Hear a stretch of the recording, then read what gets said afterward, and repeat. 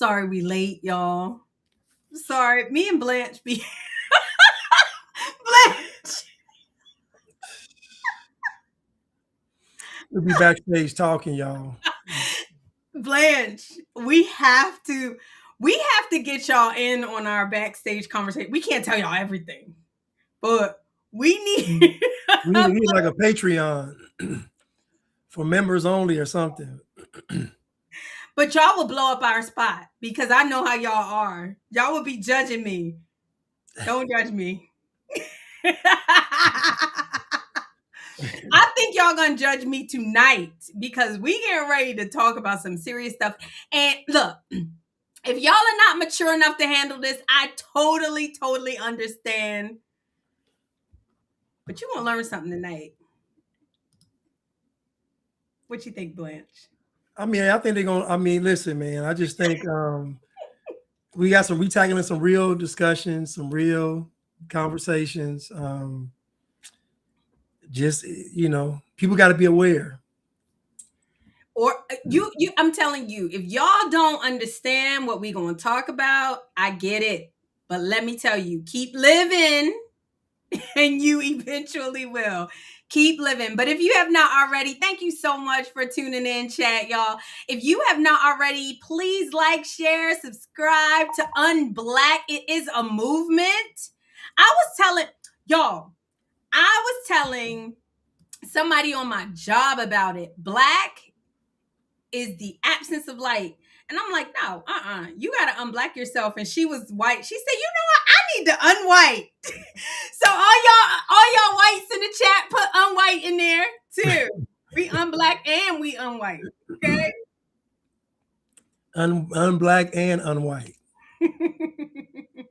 It's just a color. It's just a color. Anyway, like I said, if you have not already, thank you so much for tuning in. If you have not already, please like, share, comment, subscribe to our Unblack channel. If you're watching on He is Blanchard or you're watching on Red Pill Brown Girl, go and like and share on the Unblack channel. We are trying to grow that channel.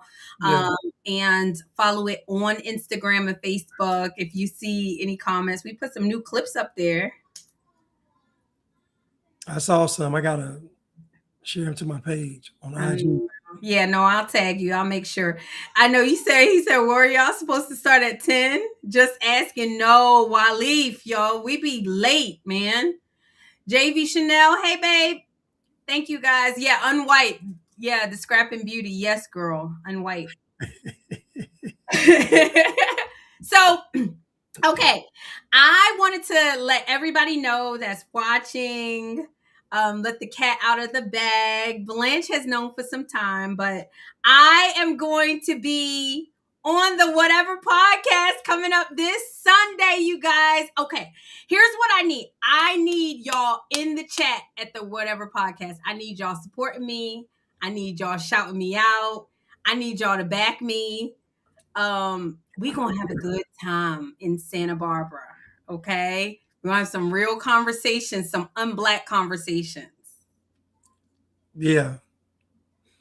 I'll be supporting, obviously. This is a big opportunity for RPG to really hit a huge stage with the Whatever podcast. And, I feel like she's going to go on the show and give a whole different perspective on all this stuff. So it's going to be epic.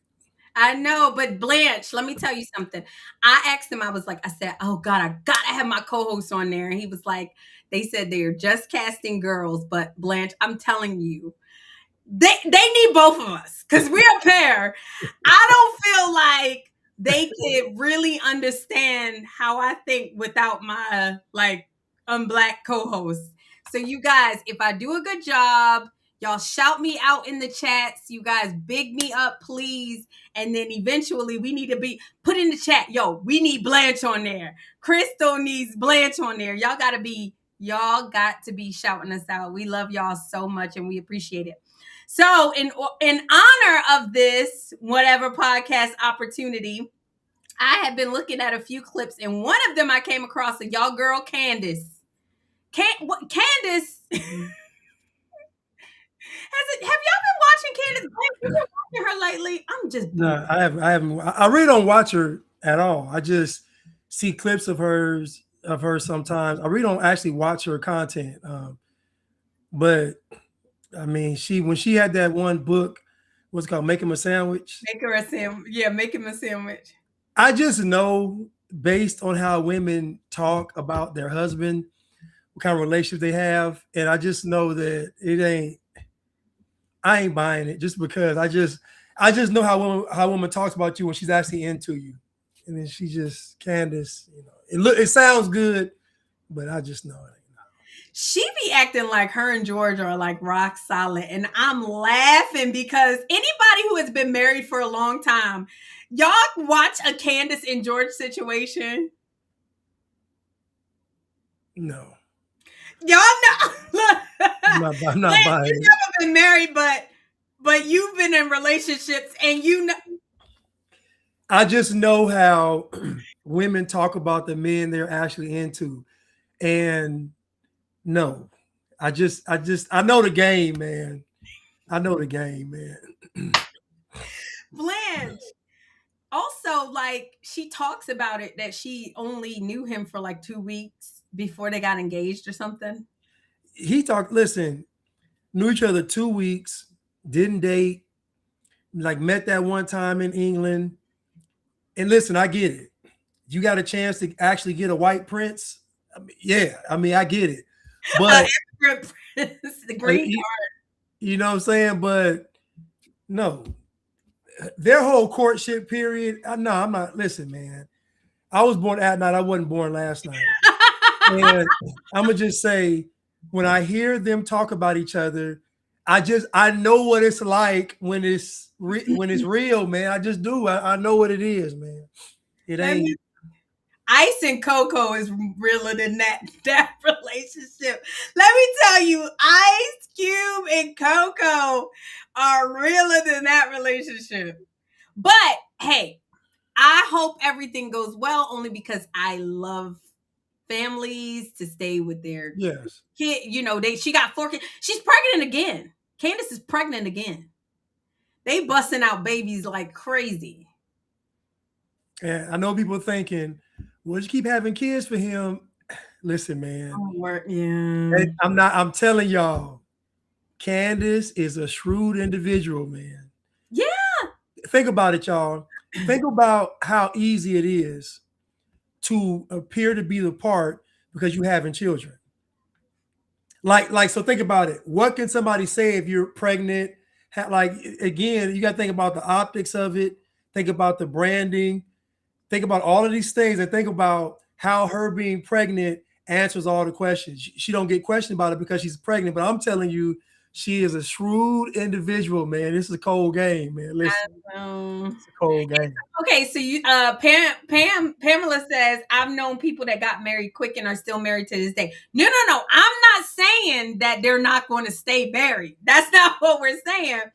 You're going to see in this clip how her ideas of marriage and that's what Blanche is saying.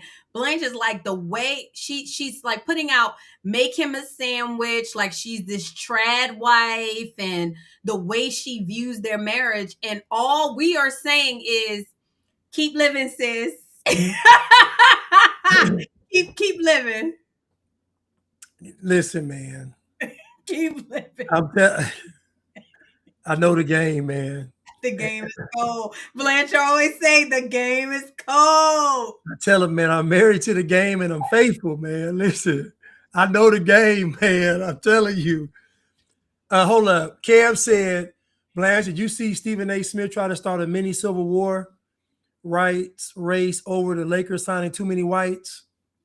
Nah, I ain't seen it, but I'm sure I'm about to find some clips because I know that's some. Listen, man, He don't know black what he want to be. black men, y'all are pathetic, man. Y'all pathetic, man. Y'all are pathetic. I'm sorry, y'all pathetic, man. It's just all y'all do is always crying and complaining, man. Shut up. Go build something, man. Go spend time with the Amish, man. Every black man should have to take a sabbatical and go live with the Amish for a year. I'm talking about go live with the Amish, eat like them, dress like them, work like them, talk, don't have no contact with nobody black. A service year for A, sure. a year of pure service. And I hope they put you in the slave quarters. Yeah, y'all got different quarters. They hope they put y'all in the field all the time. Hope they got y'all plowing the field with the mule. I want them to put y'all through hell because Yeah. y'all are too weak and pathetic. It's too much. It's just bad at this point. And for me with him, he don't know what he wants to be. He don't know, he's oppressed sometimes, then he's liberal, hanging out with Sean Hannity, but still want to be black. Like Sean Hannity is a billionaire. He ain't thinking about you. And I think Sean Hannity, like most white people, are really trying to prove to black people that they're not racist. But black people are dishonorable. Y'all know in the chat, y'all know how I love our unblack family because white people give it up. Stop. Cut it out. Please stop. This Please. is what you get. These people are not even honorable at that level. Stephen A., you're hanging out with Sean Hannity, who doesn't even need to speak to you. And then you still think there's racism? Like, stop. A man talking about racism is weak, man. Listen, black man, listen. Your women, black women, I don't care what y'all think. Her female nature is repulsed by you all complaining about the white man. I'm telling you this right now. Most black women deal with black men out of pity. It's not like, so if black women could date white men, like if white men dated black women like white women do, y'all will be out of luck. Yeah. The only thing that's saving y'all is the fact that white men don't typically want black women for, let's say, marriage. Yeah. But I'm telling y'all, the reason why the point of contention is there is because no woman wants to hear a grown man complaining about another man. No woman wants to hear it. I don't care how many times you watch a civil rights march. I don't care about none of these. It's all cap. Yeah. Yeah. Disgusting. It's really sad, honestly. And Stephen A. Smith, he's been invited to the table, been in so many spaces to come from going to HBCU. He went to my alma mater. I tell everybody, like he should be proud of his accomplishments, but yet and still he's constantly doing this dance to be like, oh, I'm going to be the voice of reason. And then the blacks go off because they don't want to hear reason. They don't want Stephen A., unblack yourself. Forget it. They don't want to hear reason. They don't want to hear any of that stuff. So they slap him right back on to the plantation every time he tries to add some kind of reason. I'm not apologizing to none of y'all, so you can forget that. No. I'm not apologizing for none of what I say. Matter of fact, if you got to apologize for something, don't say it. Yeah. Our convictions are tried and true. We've been there. Yeah, I mean what I say. Yeah, Stephen A. is an actor. Yeah, remember he was talking about how he is with women. I'm like, Stephen A., you are like that with women because you have money. Yeah. That you don't have there's nothing you're like with women without money. Without money and status, you have nothing with women. He talking like he was some kind of player or something. I was like, Stephen A., stop, man. Stop. Yeah. Yeah. Stop. Especially with the whole game. Like, you remember when he was criticizing Roland Martin, and Roland Martin took him right down a couple of notches, and he started saying, "My brother, I know you. I respect you. You got a lot more knowledge in this political space than I do." Boy, shut up. Oh, thank you. I love my flag, y'all. It's honor of 4th of July. But yeah, we're gonna get into this clip, Free Blanche from Toxic Black Women. I know, but he likes black women. You actually like black women, but he can't find one that's no. Listen, I like black women, but I'm not about to be no torture torture subject. I'm not be no test dummy. I'm not about to be tortured. I'm not about to be castrated. Oh no. I ain't doing it. So you We know, got better. I'll tell him in a minute. No. Speaking of castrated, so we're gonna go over this clip, y'all, and y'all have to promise not to judge us. We listen and we don't judge. But this is a very, very interesting clip because a lot of marriages, Blanche, I mean, they're having a hard time. And Yeah, Blanche is not married, but I think you can speak to this a lot. Yeah, I talk about it because I talk to men, and I've never in my life, and I've talked to men of all races for at least I can realistically say for the past 20 plus years. And you get honest conversation in the locker room at a gym. I'm talking to men, and I've talked to white, black, Asian, Hispanic. I've never met a man that told me to get married. Think about that. And I've talked to guys about marriage for years and not a sing. And I always wait. I always wait for the guy to tell me to get married, and they never do. And that's very telling because most men that are married aren't happy because most men that are married are simps. I'm tell you why I say that. Because most men are afraid to properly vet a woman. Properly vetting a woman is telling her no. I'm not doing that. We not doing like, and most men don't want to do it and put out their foot down because they know if they do it, she might leave. And so men get this thing where I want access to the sex. I want to listen, y'all, I get it. But I'm telling men right now, you will have more success with women standing on principles than you will bending the knee. I'm telling y'all, I know it don't seem like it, but women don't respect a guy that she can just push over. She don't. So most men that are married, that's what they do. And I'm not saying y'all have bad intentions. I'm just saying that you got to properly vet a woman and you got to just put your foot down. Listen. Yeah. And we're going to talk about it, but I think it's and Blanche can come from that standpoint, but I can come from the female standpoint. A lot of men are weak and they don't understand. And if you're going to give your life to something, like think about it. I'm going on the Whatever podcast, y'all. And I'm going on the Whatever podcast for a day. And I have watched episodes after episodes after episodes because I want to do a good job. I want to add value. I want to research and I want to make sure I don't embarrass my unblack family.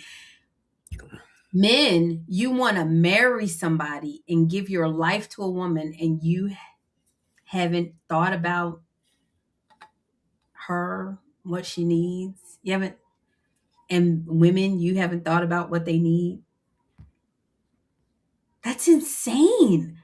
That's insane, Blanche. So a lot of these marriages, they're low IQ. I'm sorry, sis. He don't just love you for you. I'm sorry. And I'm sorry, bro. No such thing as loyalty. It's the way it works. This is the way the world works. So me and Blanche about to put y'all up on game. We're going to help Candace Owens out, okay? Let me share the clip. We're going to help her out with her marriage. George, this is for you.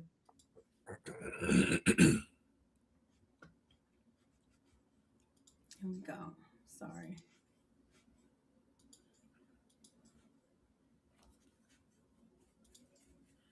All right, watch this clip. He's like, hey, babe, I think one of the things about marriage that's really beautiful is I know what my husband, before we got married, I think I know who he is. But things change. And can we just stop there, Blanche? I'm going to start it over. She was married to her husband after 2 weeks. I mean, engaged to her husband before we got married. I'm going to play it again, Blanche. He's like, hey, babe, I think one of the things about marriage that's really beautiful is I know what my husband, before we got married, I think I know who he is. But things change, and maybe he wants to start exploring. He wants to start doing what? He wants to start exploring, and he's like, oh my gosh, maybe I do want you to like eat eat my ass.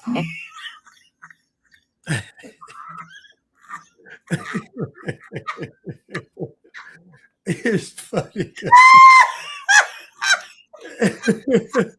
Look at Candace's face. Oh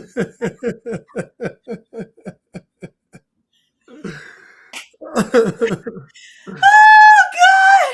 Whew. Blanche, this is still funny. Me and Look Blanche. at Candace's face. I can tell you right now,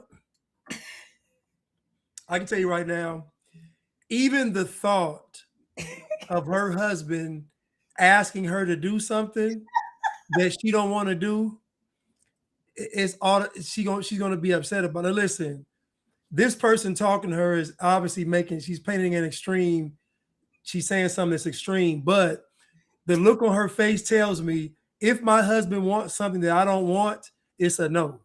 And I just feel like as your husband, as your wife, it really shouldn't be too many no's. You know what I'm saying? Like if we're married, it can't be too many no's because you telling me no here, no there, no there, then you kind of set me up and you put me as a prisoner of war. So now, but I can just look at Candace's face and see that he better not ever ask me nothing crazy. But this is why this is funny, right? Like Blanche, you said, she is saying something that's extreme. Most men, I've been around the block a time or two. I haven't experienced men that say that they want this, but I think where Candace went wrong is she's saying the beautiful thing about marriage. Oh, so people who are not married, they don't know. The beautiful thing about marriage is I know what my husband like. Let me tell y'all something. Let me put you on game. You never really know what people are like. Okay? Sometimes people don't even know what they're like. They're still growing. They are still discovering themselves. And like this girl, whether y'all like her or not, whether the world likes her, not y'all. She's in orange. She's an OnlyFans girl. She's Candace is the moral authority. She's telling some truth, Blanche. She's spitting some truth. And I see people in the comments saying there should be a no. And so, I always want to speak in context. So what I'm saying is that I know people that have been married and they realize that their spouse wanted some other things sexually, not things involving other people, just other things sexually. And when they would go to the spouse and they say, okay, well, share it with me, and the spouse would share it, they would shut it down. And I'm like, so you really it's gonna make the marriage more difficult the more no's you get. Now obviously you should have boundaries, but how many boundaries do you have if y'all become one flesh? Yeah. I'm just asking y'all, if the two become one flesh, then what are your boundaries? Because your boundaries become their boundaries, their boundaries become your boundaries. And I'm just saying this as far as marriage, that a lot of married couples would be happier if they were honest about what they actually wanted and what they actually liked. I feel like it would be a better marriage because you could be free, you could be relaxed, you could be free. Okay, I'm cool. I'm just saying, Candace Owens' face right here says if her husband told her something that he wanted that she didn't like or agree with, it was going to be a hard no. All I'm saying is hard no's are going to lead to divorce. It's just how it's inevitable in any relationship, work environment, sports environment. A bunch of hard no's leads to separation in any kind of relationship. So I'm just saying, as a married couple, my suggestion is that you should hear your spouse out, and maybe y'all can meet in the middle somewhere, compromise. But I just see Candace Owens' face, and she's just like, no. Well, it's because of what you said, Blanche. Is most women don't care about what men want. No, they don't. They literally don't. There's a reason. I saw something, and Blanche, I think I sent it to you. Is like, if a woman gains an enormous amount of weight when you're married to her, she don't really respect you. That's the hard. No, it's true. Hold that thought, RPG. Can you pull up this clip by not clip this comment by George Jonas? This one, I was married at 23. Yeah. She said I was married for 23 years and I can't even tell you my wife's favorite color. You never know everything about a person. It's the truth. Let me tell you, me and Blanche were just talking about it. This brain up here, y'all. It's a funny thing. It is. And again, you all, I'm not saying get in a marriage and he got you or they want you to do something crazy. Yeah. I'm saying that if your spouse comes to you and says, I have this kind of desire, and you are the person they are, think about this now. They only have you as an option. And you're telling them no. Think about that. Think about I gotta live with a no. That with my wife. It's tough. I'm just telling y'all it's tough. Yeah, and I'm not saying gain weight, because I mean I have gained a lot of weight since I've been married. But when you see these women getting to like 300, 400 pounds, like that's just and a man is not able to say, I don't want a 300-pound woman. That's what I mean. I mean, obviously through life and aging, you're going to put on some weight. Through having kids, you're going to put on some weight. But like when, women don't care. We're raising a generation of women that literally just don't care what men think about them. That's the reason why they put that freaking dumb nose ring, that bull ring. I've never heard a man say, I think that's so sexy.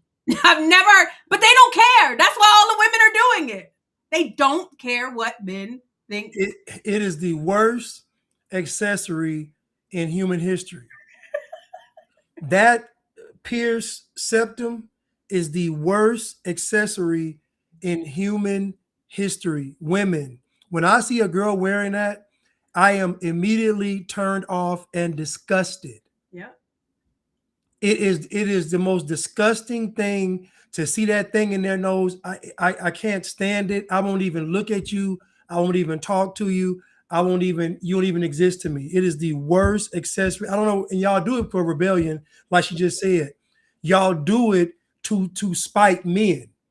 Because you know good and well, there's never been a guy ever in history that said, I want the chick with the bull ring. It's never happened. Never. It's disgusting. It is a horrible, horrible accessory. Yeah. And when you pierce it, it releases a demon. Nade Gear Armor. I agree, sweetie. I've gained weight too. So I'm not saying gaining weight, but you see these women that get like enormously big, start piercing themselves, tattoos, stuff they never did to attract the man. It's like not taking care of themselves. And so anyway, but yeah, like look at Candace Owens' face, going back to the clip. Like this OnlyFans girl is literally trying to put y'all on game. Okay, let's keep watching. I kind of want you to peg me. Like I kind of want anal penetration from you because you're my wife and you're so beautiful and hot. And we're married and we have kids together and I'm feeling a little bit kinky. And with you, since we have this special marriage and bond, how would you feel if we could just try this out just this one time, babe, please? I think it would probably indicate to me that my husband was involved in some perverse world, whether it was through pornography, that something else was happening on the side, because these aren't normal things that people just think of when they wake up. So like, what's your next move? Really like a strap-on dildo. Okay, right. Well, so what's your next move? What's the ultimatum? He's going to divorce me if I don't peg him. So what's your next move? Crazy. I would think that individual would probably need therapy and not the kind that you give. Okay. Therapy. That's what you need. So you desire to have some spice in your marriage. Okay, obviously not peg. Most guys don't want that. But let's say girls that don't want to do certain things. Maybe it's something as simple as, choking on a banana or something. Like maybe they don't want to do that. Candace says, you just need some therapy. If your husband comes to you and says he wants to get pegged, which is crazy, pause. If your husband comes to you and said he wants to get pegged, you're talking about he's involved in a perverse world. No, Candace, he likes getting pegged. So he's already experiencing the pegging. He just wants you to do it because he wants to share it with you. But he's already into being pegged if he comes to you and says that. Again, I'm saying this. You married this man. He said he wants to get pegged. I know this is an extreme example. I get it. Listen, trust me, I get it. But however, the one girl said, so what's the penalty? We get a divorce? And again, so I'm trying to tell you all is that if you marry somebody and y'all don't have these conversations, because these have to come up in the beginning. See, they got married in 2 weeks. So in 2 weeks, he ain't gonna say, I like getting paid. No, of course. He ain't gonna say that in 2 weeks. So again, when we're about to marry somebody, you should be asking all of the tough questions. What do you like sexually? Does this turn you on? What turns you off? Do you like this? Have you done this? These questions you got to ask, but most folks don't want to ask those questions because they don't come up looking a certain way. I'm telling you, those questions can save your marriage because you may have told the guy no if he said too much freaky stuff, or you may have said yes faster because he said some freaky stuff. Bottom line is, the more hard no's you give in that marriage, in any relationship really, the closer you are to separation. If we're talking about marriage, me giving my life, she giving her life, we giving our lives to each other, getting married under God as a commitment, becoming one flesh, it's going to be kind of difficult to convince the man that this is something that you shouldn't be doing if he wants you to do it. I'm just saying. I'm not doing it, but if he wants it, I'm just saying. But I mean, and I know heterosexual men that, and I mean, they heterosexual. Some of y'all probably in the chats that do the brown diamond is what I was told it was called. I heard it. And look, I think for me is the judgment. Like you're married to this person and you love them and they don't really feel comfortable telling you.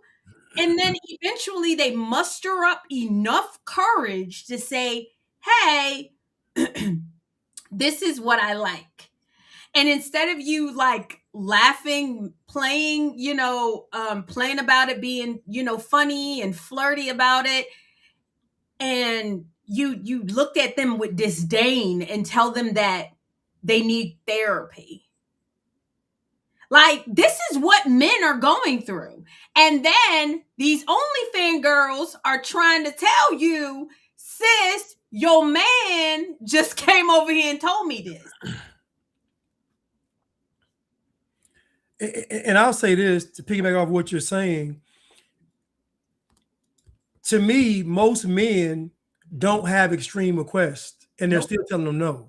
Yep. Like this is an extreme example right here, but most men don't have an extreme example like a request of getting paid. They don't. So their less severe requests are still getting hard no's. And we mentioned this earlier about women not caring about what men want. And again, once she gets married and had these children, what's her incentive to be a good wife? Because if y'all separate, she wins. So what's the incentive for a woman to still maintain being a good wife when she has all the cards in her favor? This is why I'm telling you that the answer that Candace Owens gave and the look on her face lets me know how the household is. Because for you to say he needs therapy, that lets me know that you don't want to have a conversation about it. You don't want to talk about it. Honey, are you satisfied? What can I do better? Like none of that. You just saying he got to go to therapy. He got to go. Not we got to do something. He got to go to therapy. Not we got to go to therapy. He got to go to therapy. So you already see she's separating herself from her husband's request. Yep. Again, I'm going to say this again. Enough hard no's leads to separation. Marriage, friendship, team, work. You keep telling somebody no, they're going to leave. This is how it works. Agree. And he said, coming home with her head half shaved. Yes, this is what women are doing. This is what women are doing. And it's out of control. Let's keep watching. It's crazy. Having sex, I'd rather him go talk to a priest. I'd rather him go talk to another male. When males sit down and talk about, hey man, you should talk to her about this. I'd rather him. No, let me finish my statement. I'd rather him. What do you mean, bros talking to each other about things? That's a normal. I'd rather if I have an issue in my, it's pretty normal. I'd rather go talk to my sisters about things that are going on in my marriage. There's a lot of steps you can take before you talk to a prostitute about your marriage. I've been crazy. Maybe I live in such a crazy. Well, I'm saying, what man is willing to do that? There is no guy that's going to say, hey man, my wife won't peg me. No guy is like this. Listen, her answers let me know how the marriage is. And again, the OnlyFans girl is giving her an extreme example to highlight the fact that most men feel they can't talk to their wives. That's the point she's making. That is the point she's making. Yes, Blanche. I'm so glad you said that. That's her. So again, she's using the pegging as an example, but I guarantee most of these women that are in the sex industry, they get talked to a lot because most of what the man wants to do is to get the stuff off his chest because he cannot talk to his. Just imagine this. Imagine coming home and you can't say what you want to say, but you paying for everything. Oh, God. Imagine coming home, your wife don't want to have sex with you. She don't want to cook. She doing all kind of weird stuff. Because we can talk about pegging, but women do all kind of weird stuff too. You come home, she got tarot cards on the table.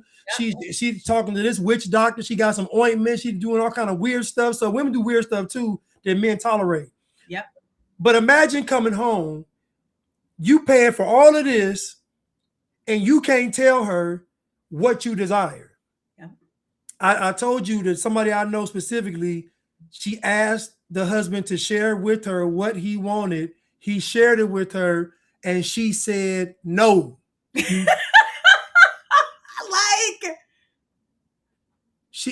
Listen, it wasn't pegging. It wasn't nobody extra in the bedroom. It wasn't nothing gay. Nothing.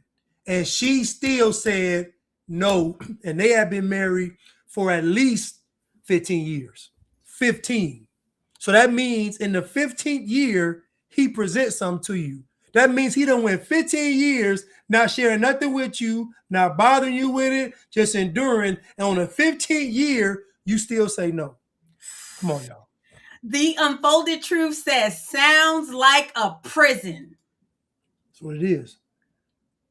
And like you said, it don't even, I know ladies that be like, girl, I ain't doing that.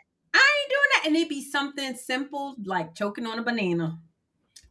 They be like, no, I don't do that. Up my throat, no. Stimulated stools is crazy. What he say? He asked her to play the flute, and she said no. Exactly. But I tell you, Tyrone come over there. I know somebody in, yo, I'm not going to say this. I know people where the person, I'm not going to say, the person wasn't doing something for their spouse and there was infidelity and the person spoke to the person that was unfaithful or that the spouse was unfaithful with, and that person was like, yo, my spouse didn't even do that for me, but did it to the other person. Y'all can we just be honest? Are we grown? Everybody grown on here? Come on, Black family. It's 10:46. Do you know where your kids are? They should be in bed right now. Y'all be doing freaky stuff. Y'all do. You just don't want to do it with your husband. You don't want to do it with your wives. Yeah, that's usually how it works. I mean, I'm not saying y'all are doing it, but y'all have the thoughts of y'all want it, like y'all want to do it. Yeah. And y'all have done it. And y'all have done it. You just get with your wife and your husband. Yeah, you don't do it. Yeah. Sounds like a prison, is like your boy said. Somebody said, the truth unfolded, said my bro, whom I was in his best man in his marriage, recently told me that his wife has withheld sex from him for at least 90 days. I'm surprised he's still in the marriage. Listen, I know people that have sex once a year, men, and these are guys that are good guys.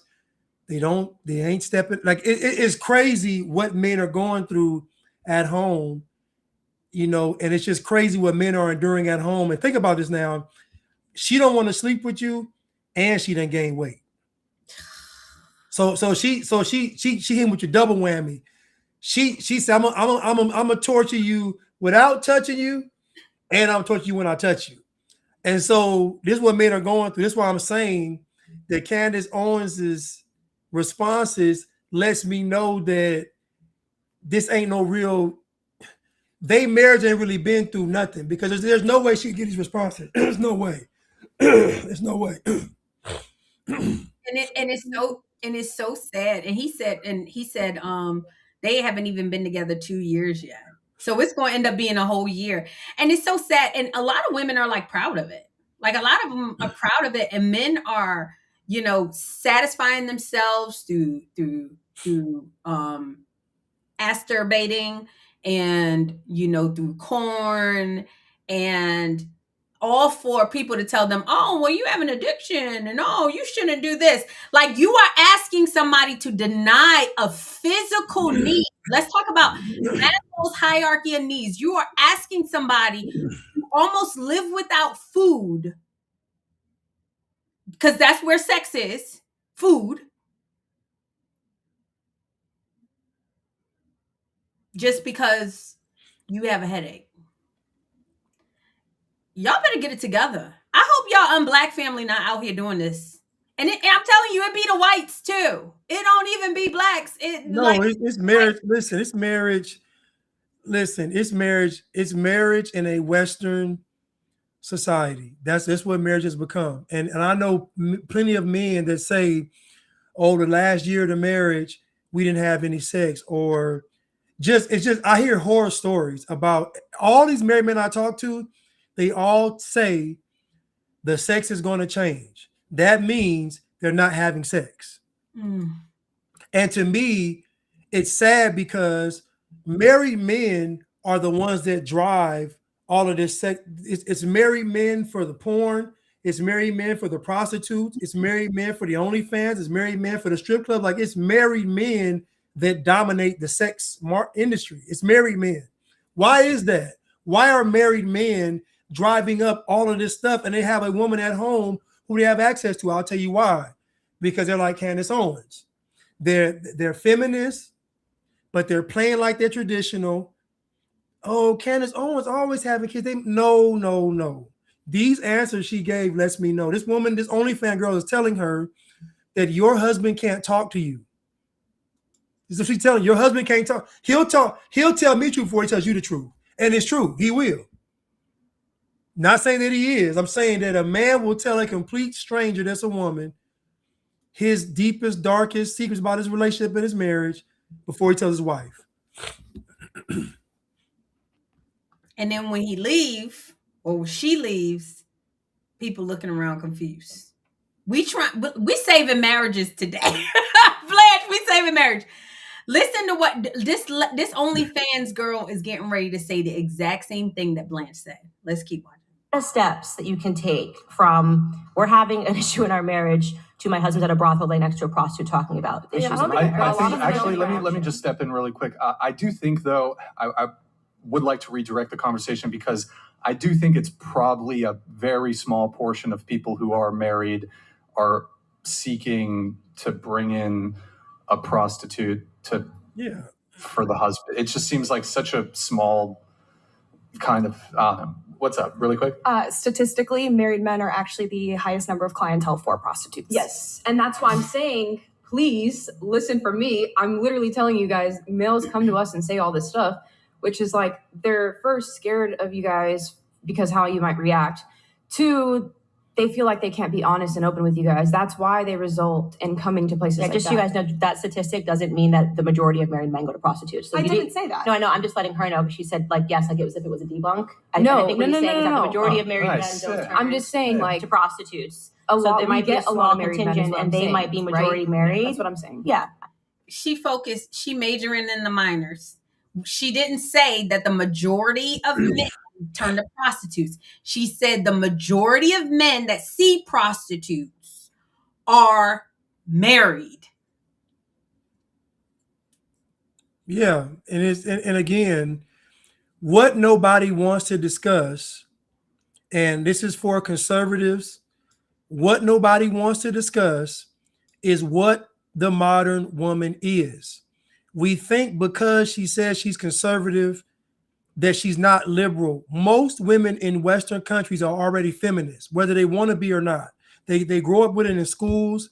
They watch it on TV. It's in all the movies. Everything is telling a woman that she should be a feminist. So when we're talking about conservatives and liberals, the average woman in a Western country is a feminist. It doesn't matter what she say, conservative or liberal, don't matter. It is what is her core beliefs.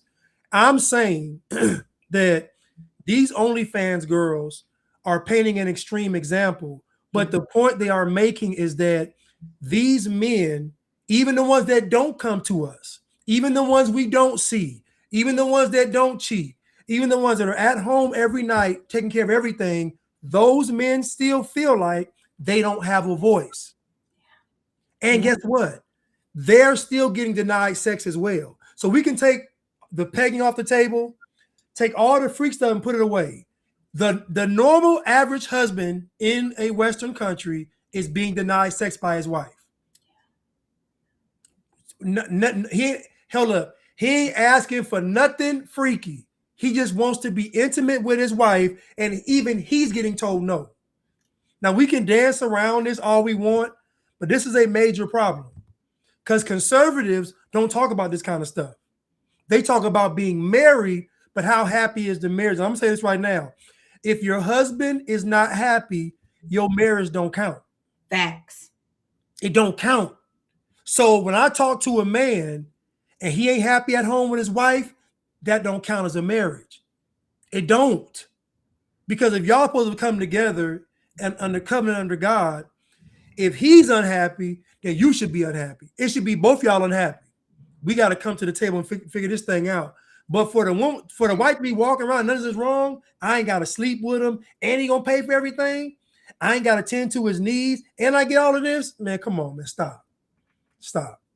Yeah, and most of y'all don't cook anymore. You don't clean, and you don't want to have sex. And and honestly, like, thank God that the world is just so wonderful now, and we live in Western civilization that we don't have to work on a farm anymore, and most of our food is at the grocery store, and you know, we can hire a cleaner. I know guys that will hire a cleaner. They will do anything for their wives just to make their wives happy. And unfortunately, we do not have women that will do anything for their husbands just to make their husbands happy. And a lot of times, like Blanche said, it's not even the pegging. It's not even the kink. It's not even that.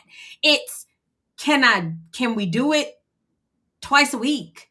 But I heard this girl say, twice a week. If you say, and someone said, oh, well, how much sex is good? I don't know. That's between you and your marriage, right? But I remember this lady saying, I have sex with my husband twice a week. And the other lady said, there's 4 weeks in a month. So twice a week for 4 weeks, you had sex with your husband 8 times. 8 times in 30 days. Maybe that's okay for your husband. Maybe that's something you need to talk about. I don't know. All I'm telling you is stop patting yourself on the back with this stuff.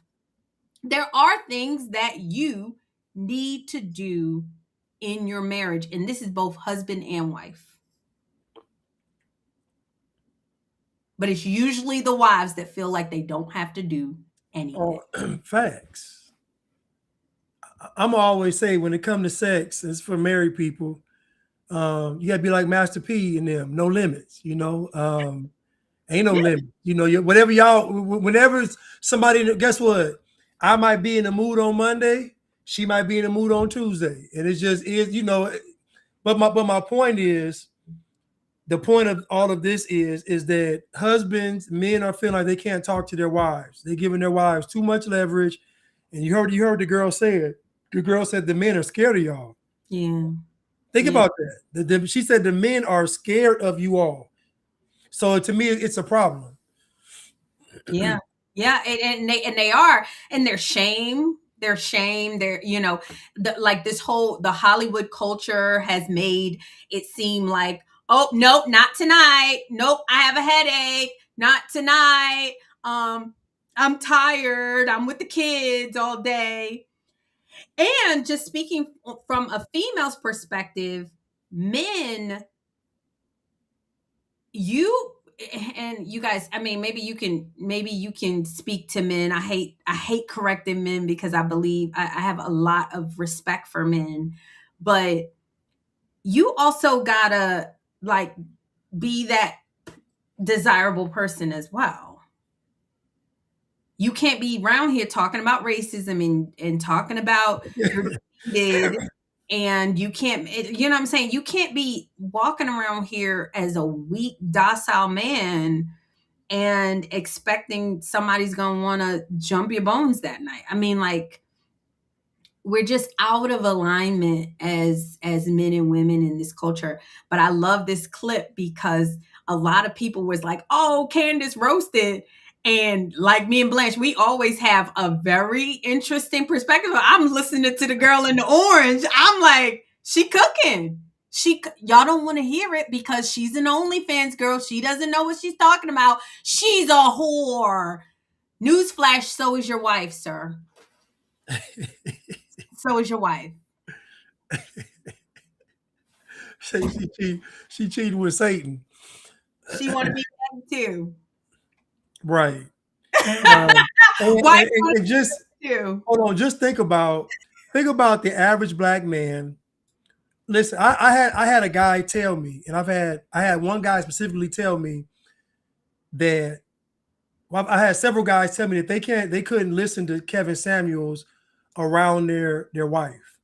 And I had one guy specifically tell me that his wife told him, if I ever catch you listening to Kevin Samuels again, I will never sleep with you. So I'm just telling you that sex is, so when you see these guys bending the knee, it's because the access to the sex, because you got to think about it. If a guy taking care of business, he doesn't have a lot of time to cheat because he got to work. He got to come. Like, it's just, cheating is really a luxury afforded if you have time. Time is money. If you have the time to do it, you can. But most men don't have the actual physical means to cheat. They don't have the time to do it. And so what you're telling the man is, you're saying either bend the knee or I'm not going to sleep with you. This is what most men are pit with. I suggest, I would just say, just blow it all up. I just blow the house. I just blow it up. It's over. But that's me, though. Most men ain't going to do that. That's me. Most men ain't going to do it. I'm going to blow it up. You listen, I'm going to terrorize. You going to come home, I'm going to terrorize the house. It ain't going to be a pleasant place to live. It ain't. But anyway, so I know what men are going through, and this OnlyFans girl is trying to tell these women, forget Candace Owens. What she's saying is, you need to talk to your husband. You need to make sure that he's happy. You need to understand your husband. What he wants matters. Like, this is what she's telling you in her way. This is what she's saying. And most folks say, oh, we can't say this because the Bible and this. In the Bible, those men had concubines. In the Bible, they had multiple women. What are we talking about? Listen, why we got to act brand new? Solomon had 700 wives. Now, it cost him, But I'm saying he has 700 wives though. So his issue ain't not getting sex. Yeah. What I'm saying is that these men today in the Bible, it was unheard of for a wife to say, I'm not sleeping with you. Yeah. So you cannot compare biblical times to now. It was back in them days, if she said no to sex, he could go upside her head and make her get it. Like, so these times is totally different. We ain't trying to, it ain't the same. Yeah. Today, and Stimulated Student said it earlier, when you give women freedom, this is what they do. Yeah. They behave. Yeah.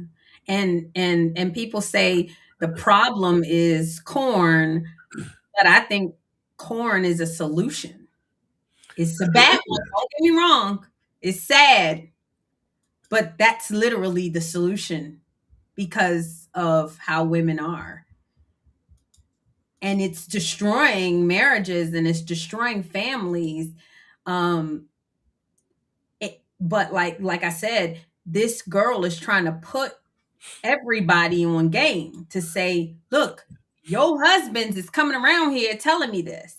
And she's also said something that's very important. People change their taste and that's another thing that irritates me about marriage, Blanche, is like they're like, oh, my spouse changed. And I remember this lady, she had been married to her husband for like 40 years. And I always ask her, I'm like, what's the key to marriage? She was like, being committed to loving that person no matter what they are. She said, because they do change.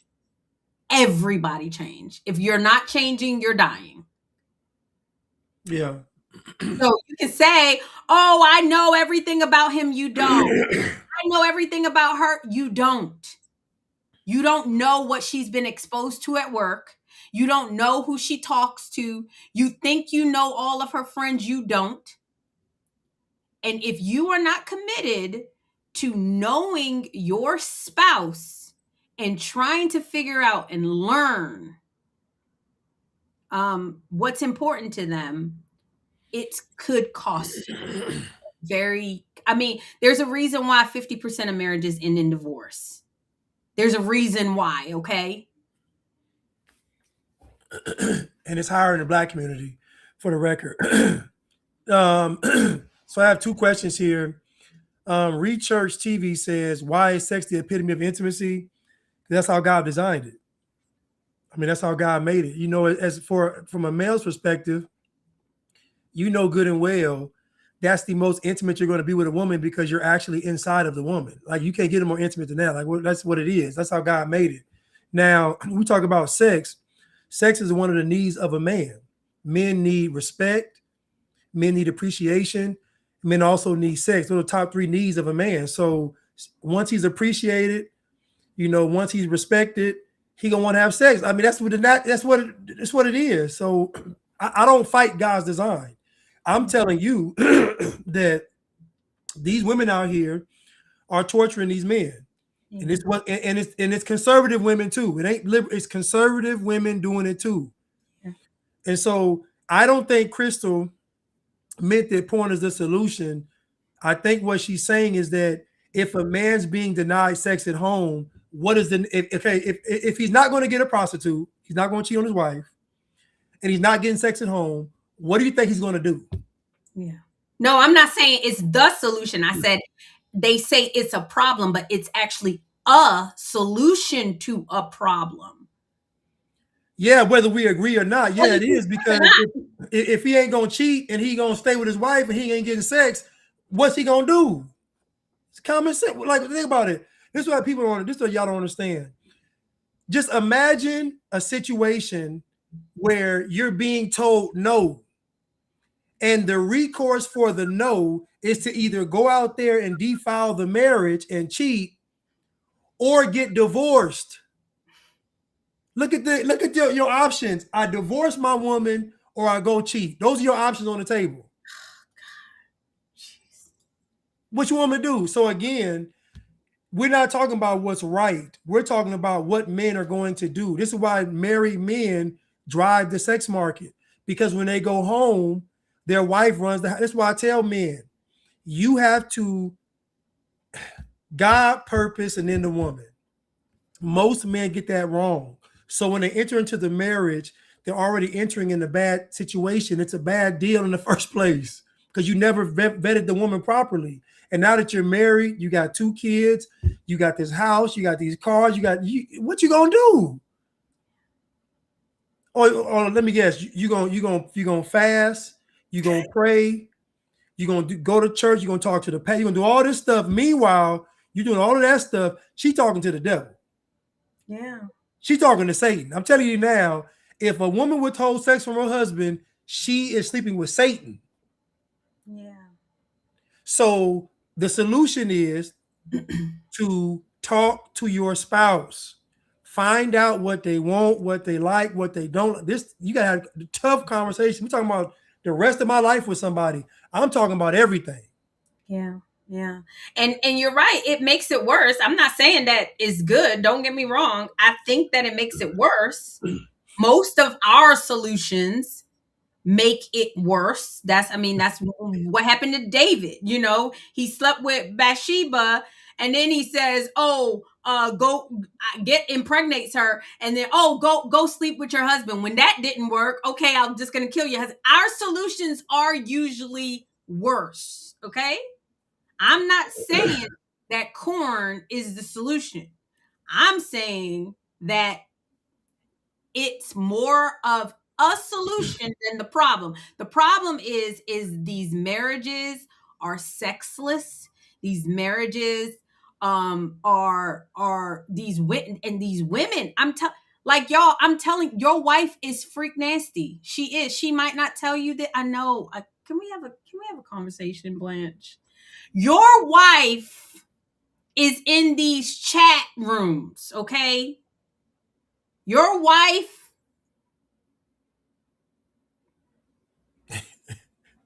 that's your wife, y'all. Your wife is in these chat rooms, okay? I remember this girl, she was telling me she was a stay-at-home mom. And so she had joined this moms group. I'm not even going to say what the moms group is. And she ended up leaving the moms group. She said her exact words is, "These women are horny."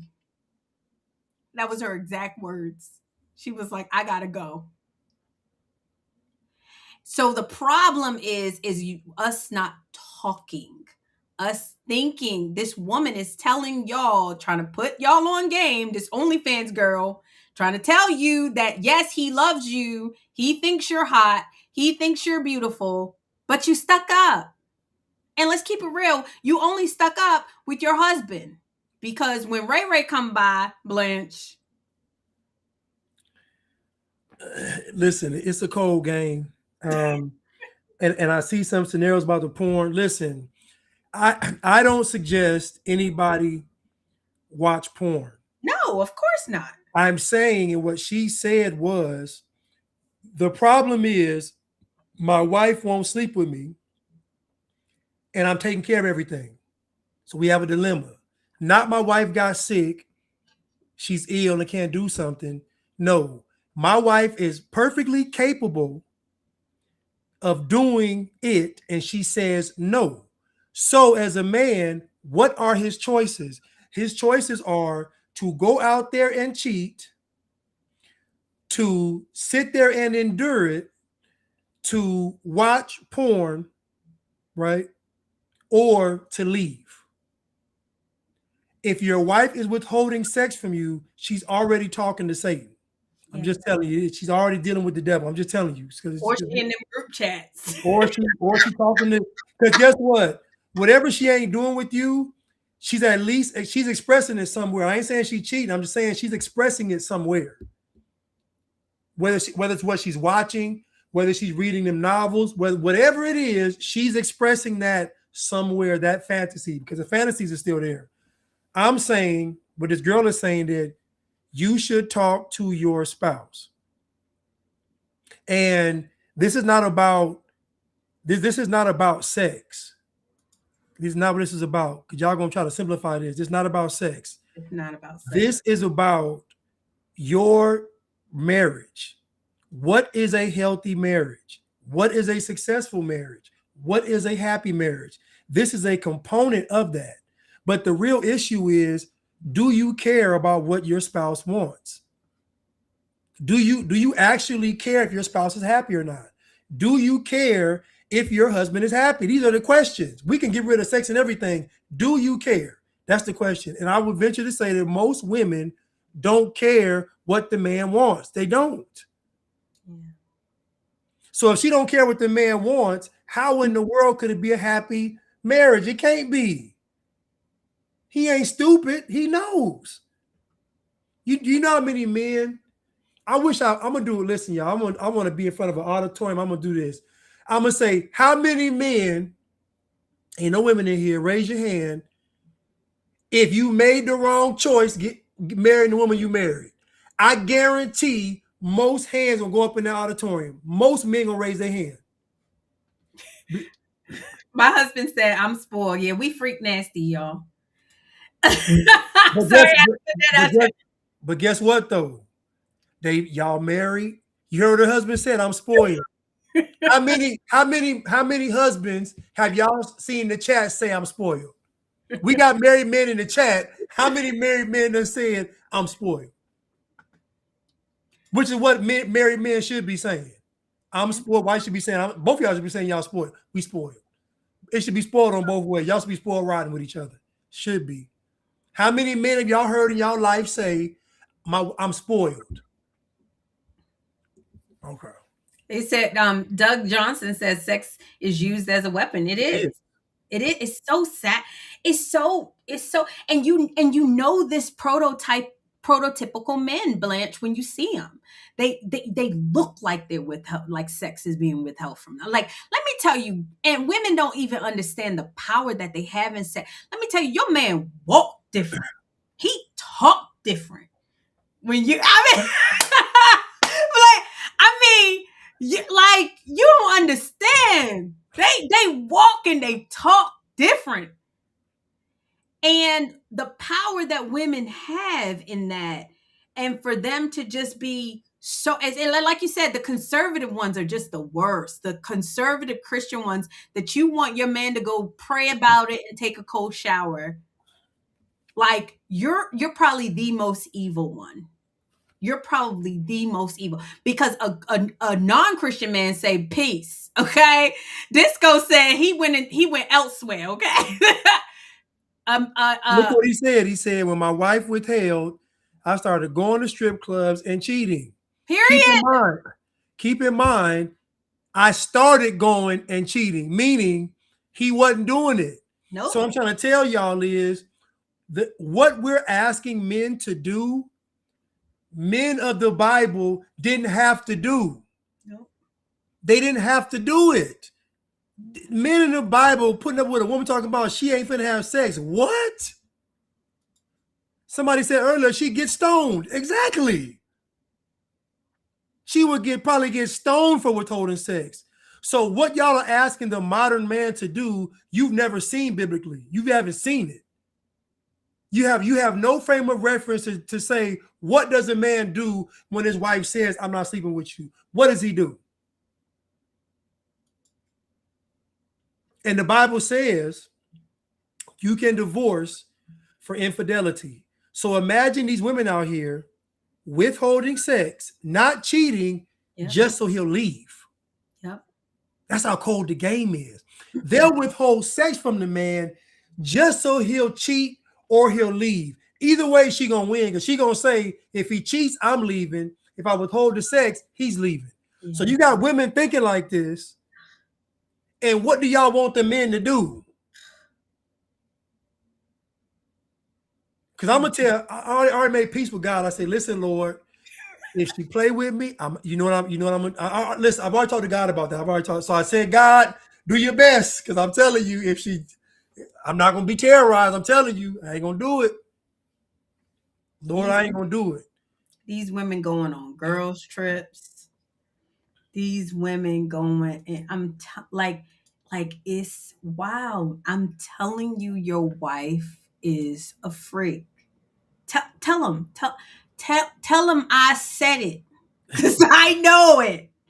Candace Owens is a freak. Okay. So she's sitting there saying and doing beautiful thing about marriages. You know what your husband like. Da, da, da, da, da, da.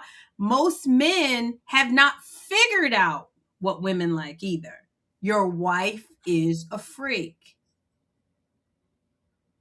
And if y'all are not talking, that's to me, Blanche, I love that you centered it around that, is like you're missing the point. If you think this conversation is about sex, you have missed it.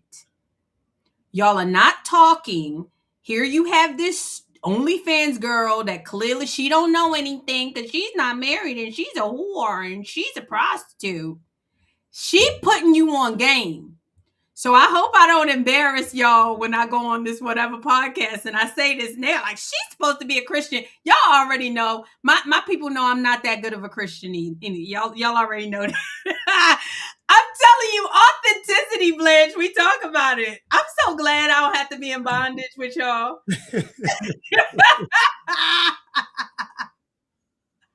I'm so glad. Authenticity, Blanche. Hold on, you gonna finish the clip? Oh, I think it's done. That was it? Yeah, hold on. Yeah, I think it was done. Hold on. I can go back. At that. Okay. I think that's a good reason to have. Yeah, it was done. I mean, there's a longer one. Shout out. Go watch this episode. Go watch Candace Owens episode. I think it's like 3 hours long. Y'all, the Whatever podcast is like 8 hours long. I'm gonna be there for 8 hours, y'all. And y'all gotta stick in there with me. Okay. Y'all gotta be in the chats, the comments. And Blanche, we gonna get you on there because I can't be without my co-host. But y'all, please watch on this Sunday. I'm super excited. I am going to be on the Whatever podcast. And we're going to have these conversations. And they're going to be like, oh, she's supposed to be a Christian. I'm so glad that I am not the Christians that y'all are. Because let me tell you, these husbands is walking out on their marriages in the church, Blanche. Are they not? Oh, no, listen. The church is probably worse. Sleeping with the deacons and the deaconesses. I'm telling you all now, these women have been consuming feminism their entire life. So this is not a one-off. These women that we see today, 30s and 40s and 50s, have been consuming feminism their entire life.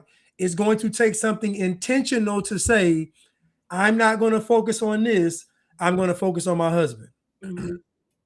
And so this clip, again, was not about sex. This is about, does the woman care about what her husband wants? Happy life, happy wife.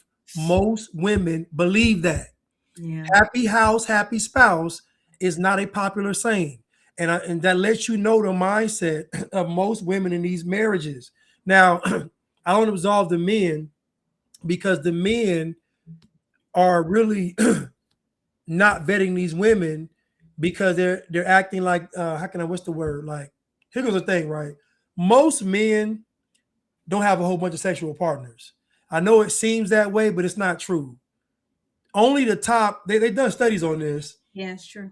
The top 20% of men sleep with 58% of women. Yeah. The top 20% of men sleep with 58% of women. So that lets you know there's a huge imbalance in this whole dating market as far as sexual access. So imagine a guy that's that 80%. When he finds a woman, one of his driving forces is the sex, because you got to think about this is when you're young. Listen, I don't want to go through all this, but the driving force is the sex. And it's okay though, because if a man's being satisfied at home, he'll try to go out and conquer the world. So it's a good motivator when he goes home, when his wife actually respects him and honors him. Like you said earlier, he puffs his chest out. He's ready to go take on anything. So it's a reason why we're designed this way. Yeah. But to just say he need to go to therapy and he need to go talk to the bros, that lets me know you out of touch. Because if your husband is coming to you with something as serious as that, you should be able to have a conversation with him. You should be able to talk to him. He should be able to come to you and be confident that he won't be ridiculed and rejected. That was the point the girl was making. Like, if he comes to you, you're going to reject him and shun him and make him feel bad. And then we got this whole depression thing and all that stuff. That's what she was saying. And so Candace fell right into it. Oh, go to therapy. Just go to the bros. Talk to eat this sandwich. Stop. Yeah. Oh, he's been, some sexual perversion. Okay. Well, welcome to America. Because everybody, I remember y'all. Oh God, I don't want to embarrass this person in my life. But I remember this person telling me a story about their son, and the son was sharing a room with the older son, and the son was very young, a very young age, and had saw what the older son was doing, and the young son was exposed to naked women at a very young age. And she remembers looking at the iPad where the son he couldn't even formulate words yet, but he was talking to the iPad saying girl in bra, girl in panty, like trying to he didn't even know how to get to the good stuff, Blair. Right. He just knew that he wanted to see what the older kid has saw. So we're getting exposed whether we want to or not. When you get married, your spouse is coming in with a lot of things that they've been exposed to, and you promise to love and to cherish. So I'm encouraging spouses to have a conversation. Don't be so stuck up. And especially with these women, stop it. Cut it out. You're not that pure. Cut it out. Cut it out. Somebody said it. Somebody said that women have way more bodies than men. Yeah, because it's true. And this is what I mean. It's true. And so I just think that as a woman, you should care about what your husband cares about. And you should want him to come to you. You should want him to be able to share with you. Because think about it, he's not going to share much with you anyway. He's a man. Yeah. But when he does share something with you, it can't be with condemnation though. You know what I mean? So it's just like in the rare opportunity that he does open up to you, you can't respond talking about you need to go to therapy and all that crazy. Listen, man, y'all supposed to be married for better, for worse, sickness and health, death do you part. That means this is your husband. You should seek to understand him before you judge him, and vice versa. Same with the woman and the man. When she comes to you, it should be the same thing. Yeah. And Blanche, you said something like people don't talk about. Like 50% of African American men, 50% of African American men are single, never been married, and childless. They go home. That's your garbage truck guy. That's your guy that works in the kitchen. That's your guy that cleans your hospitals. That's your guy who does the dirty jobs, the electrical man, the coal mine. A lot of these men are going unseen because you're not attracted to them. You don't feel like they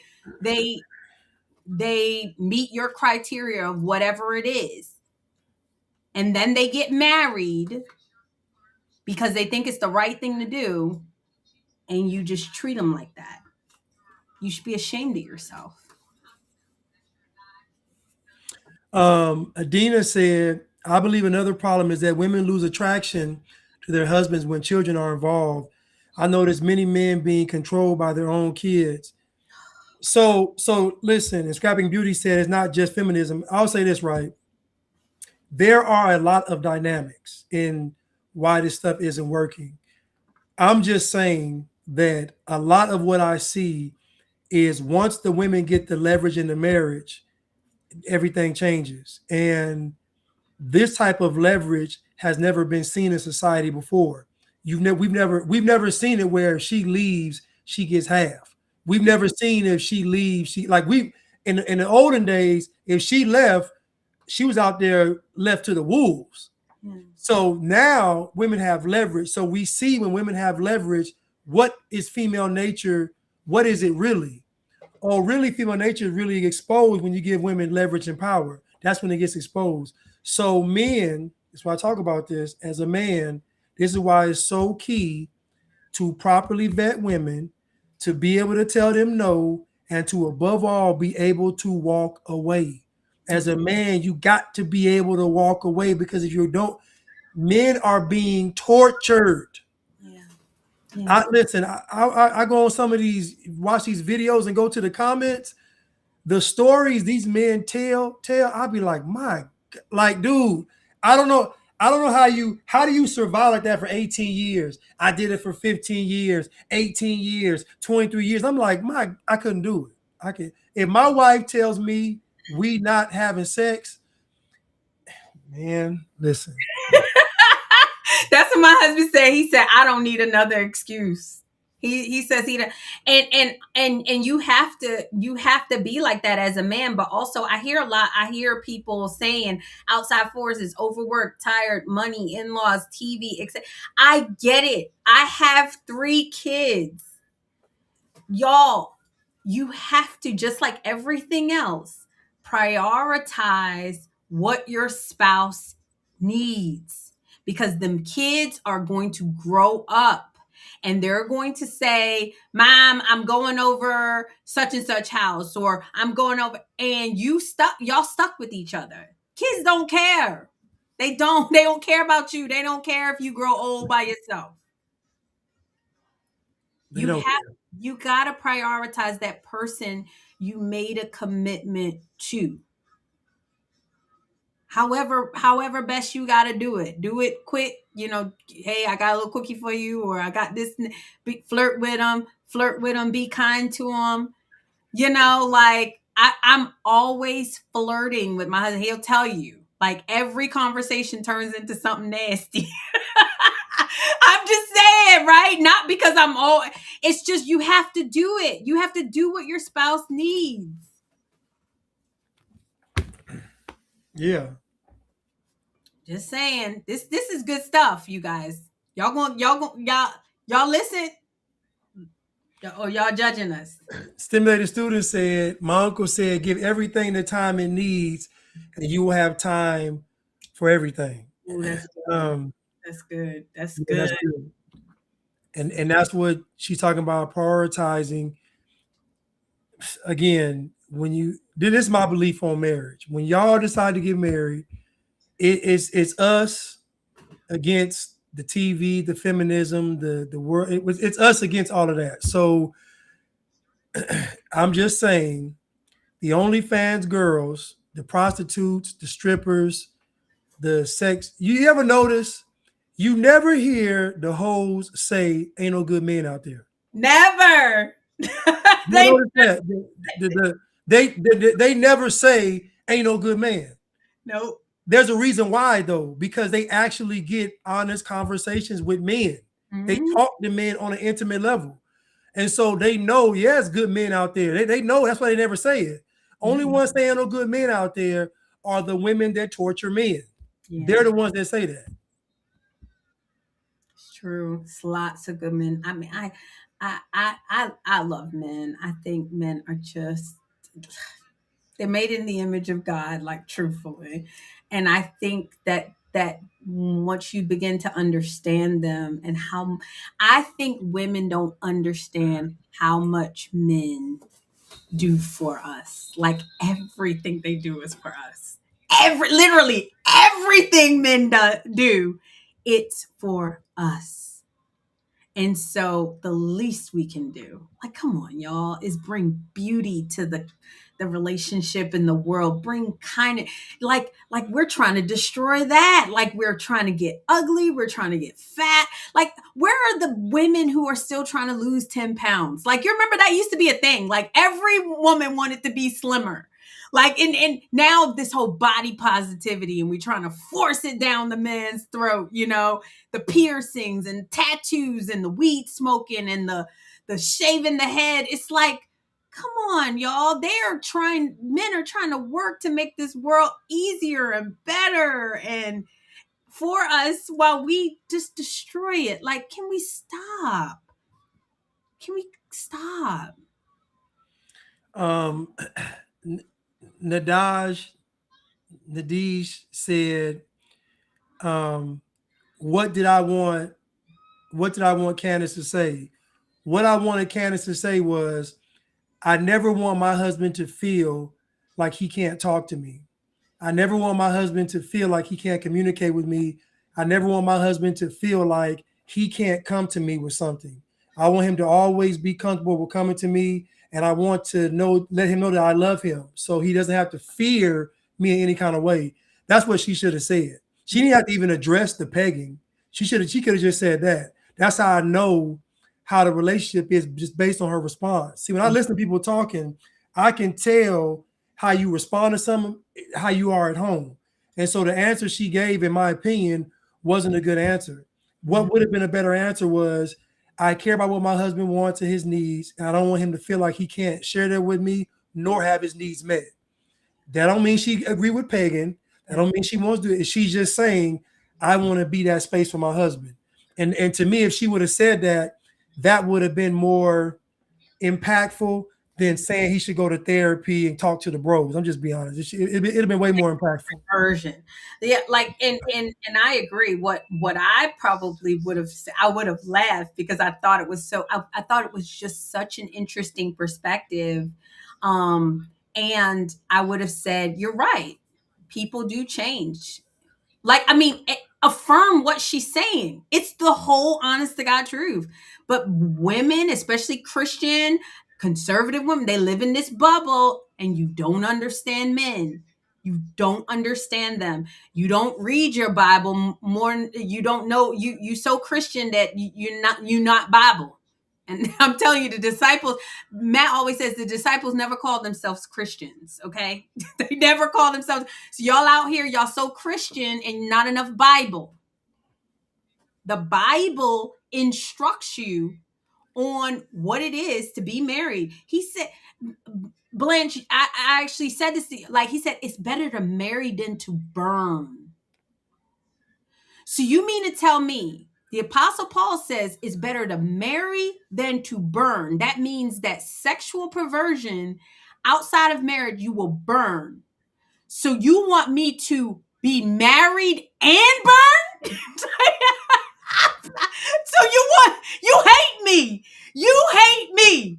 Because I married you so I don't have to burn. Now I'm married to you and now you still want me to burn? You hate me. That's how serious this is. Go read your Bible. That is how serious it is. She hates me. And I'm telling you now, if your wife withholds sex from you, that is exactly what it is. She hates you. And it's just because she knows it's a need of a man. So to do it is just it's just a horrible thing to do. It's actually evil. If you want to be honest, it's an evil thing to do. It truly is, and it's truly a weapon, and it's truly a tool of the enemy to do that to your husband. And so I understand guys that have porn addictions. I understand from a male perspective, but my understanding doesn't mean I justify. I just say I understand. I understand what men go through. And because I understand women, these men really just want to love you. These men really just want to be able to love you and have a healthy relation. Like this, I'm just telling y'all, it's simple what the men want. Somebody mentioned about social media warping people's minds. Listen, if social media got you thinking you deserve something you don't deserve, you stupid. Yeah. You dumb. Like you know good and well you don't deserve none of that stuff on social media because it ain't even real in the first. It ain't even real. That's the first. It's not even real. It's stuff fake. So if you meet somebody, y'all married, it's y'all to the end. And so, like she just said with Paul is telling you, I'd rather y'all go ahead and get married than y'all burn in hell forever. Because that's what sexual immorality does. It's the only sin against the flesh. You sin against your own body when you fornicate. So that's how serious it is. So again, talk to your spouse. Communicate with your spouse. I'm sorry. Yeah. All right. Well, you guys, thank you guys so much. Yes. And to the person who said, am I going to be on the show? Yes, I'm going to be on the Whatever podcast. Y'all, I need y'all to be in the comments because you know they're going to be cooking me. They're going to cook me for my laugh, Blanche. They gonna call it a Kamala Harris laugh. They gonna cook me. They warming up to the laugh, though. They warming up to the laugh. No, I'm talking about the people who don't know me, but y'all know me now. Y'all know me. They might. They me from my perspective, because let me tell you something. If this kind of conversation comes up, the Christians get real uncomfortable. But my unblack crowd, they get it. Y'all hearing it first. Okay? They gonna cook me for the Epstein. Oh God, if they ask me about Epstein, Blanche, I'm gonna get cooked. So I need y'all in the comments. You getting cooked for Epstein. You gonna get cooked for R. Kelly. Free R. Kelly. Don't ask me about Chauvin. Hashtag free Chauvin. You gonna get cooked. I'm gonna get cooked. So I need y'all in the comments helping me out. It's gonna be on Sunday, y'all. I'm gonna be in Santa Barbara, California. Y'all, hold on, put in the chat which chair you think I'm gonna be in, Blanche. Which chair you gonna think? Oh, I think you're gonna be in. I kind of envision you closer to Brian. Okay. Maybe. I feel like you're gonna be. I don't know. I feel like you're gonna be closer to Brian. Okay, we'll see. I got a feeling. We'll see. Yes, free Chauvin. Blanche, how you feeling? You want to go over a different clip, or how you feeling? Oh yeah. What else we have on the docket? On the docket, we were going to talk about the Haitians, and we were gonna do. Oh God, do you want to do the clip from the New Black America? You want to do that? Let's do it. You got it? You want to pull it up? It's up to you. I got it. Let me pull it up. Okay. So these are friends. So we're going to try to be nice. Shout out to Lala and Carmen. If you have not already followed the New Black America podcast, I know we're unblack. You know, our crowd, we unblack. But it's still pretty entertaining what the blacks is talking about. Because it don't matter. Blanche, we always say it don't matter if they're conservative. It don't matter if they're liberal. It don't matter if they're Republican. Don't matter if they're Democrat. If they black. and so the New Black America podcast, love on them. They still black though.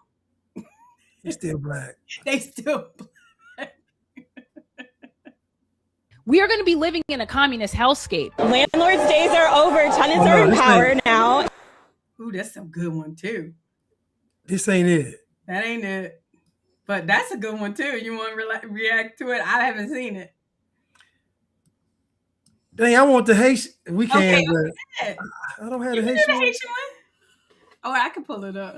You got it, because I think I may not have it. Ooh, that's a good one too. We can do this one. That's fine. It's up to you. Okay, let's do it. Let's do this real quick and then. Okay. We are going to be living in a communist hellscape. Landlords' days are over. Tenants are in power now. It's a business. People don't get it. This is a business. It's not a choice that you think this is for free. My property tax on a small little building is $35,000 a year. Divide that into 3 apartments. That's $1,000 a month. I had to raise their rent twice. Now the tax is going up again. I think that the problem here is nobody is actually addressing the issues of Americans because we're worried about foreign countries. We're worried about all the wrong things, race, but we're not addressing actual issues. They want us distracted so we don't realize that we are all, first of all, left or right, we're all suffering. Yeah, okay? No, we all can't afford nothing. So they're keeping us distracted, and then they're putting these terrible pics in our face and like, hey, we'll give you free, we'll freeze the rent. But what's happening here is that like small property owners that have maybe a couple properties are going to be hit so hard with these taxes, and instead of being able to distribute it to their tenants, they're just going to have to eat the cost. And that is the whole point, is to get these people to default on paying their taxes so the state can seize their property and maybe sell it off to BlackRock, maybe keep it, and then now you're living in state-sponsored housing.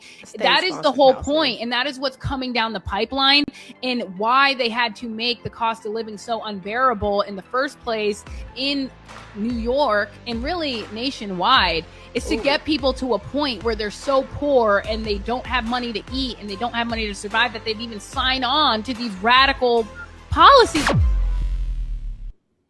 Shout out to them. I love them so much. They just black, Blanche. What you got? You want me to go first? Go ahead. Can you get that off the screen? Get this? Yeah, because them off the screen? Like that thing, it's like a black box on there. Like make it a two-sided Oh, sorry. Like this? You want to do it like that? Just like that? Just get rid of the thing in the middle. Oh, you want to get them off? Unless you're gonna play it. You gonna play it again? No. Okay, yeah. Just to show us on the screen there. Okay. Yeah. So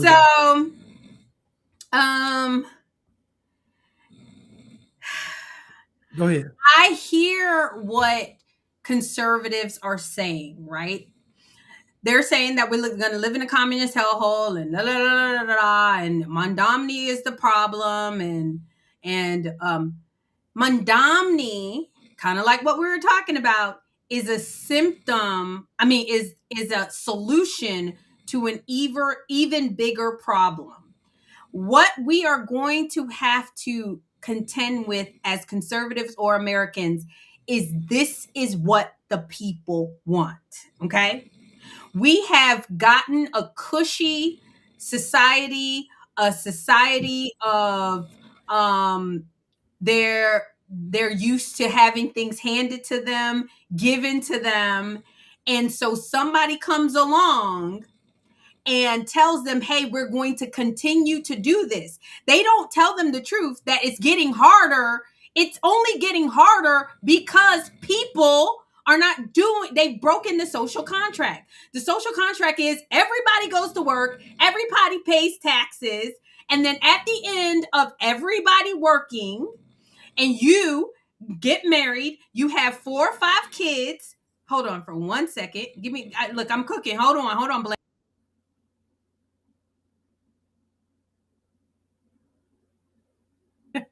Sorry. Everybody gets married. They have 4 or 5 kids. The 4 or 5 kids pay into your Social Security, and eventually you get that. That's gone away. That's gone away. Nobody wants to have kids. Nobody wants to work. People want Social Security at 25 because they have ADHD. That's what's happening. Mondomny is not the problem. The fact that y'all are not honest with yourselves and said, hey, what are we doing in our lives that is causing the people to want to be taken care of via taxes? Say that last part again. What are we doing so wrong that's causing the people to be wanting to be taken care of by taxes? That was never the American way. To be taken care of? Yes. Can you mute your mic? You mute your mic.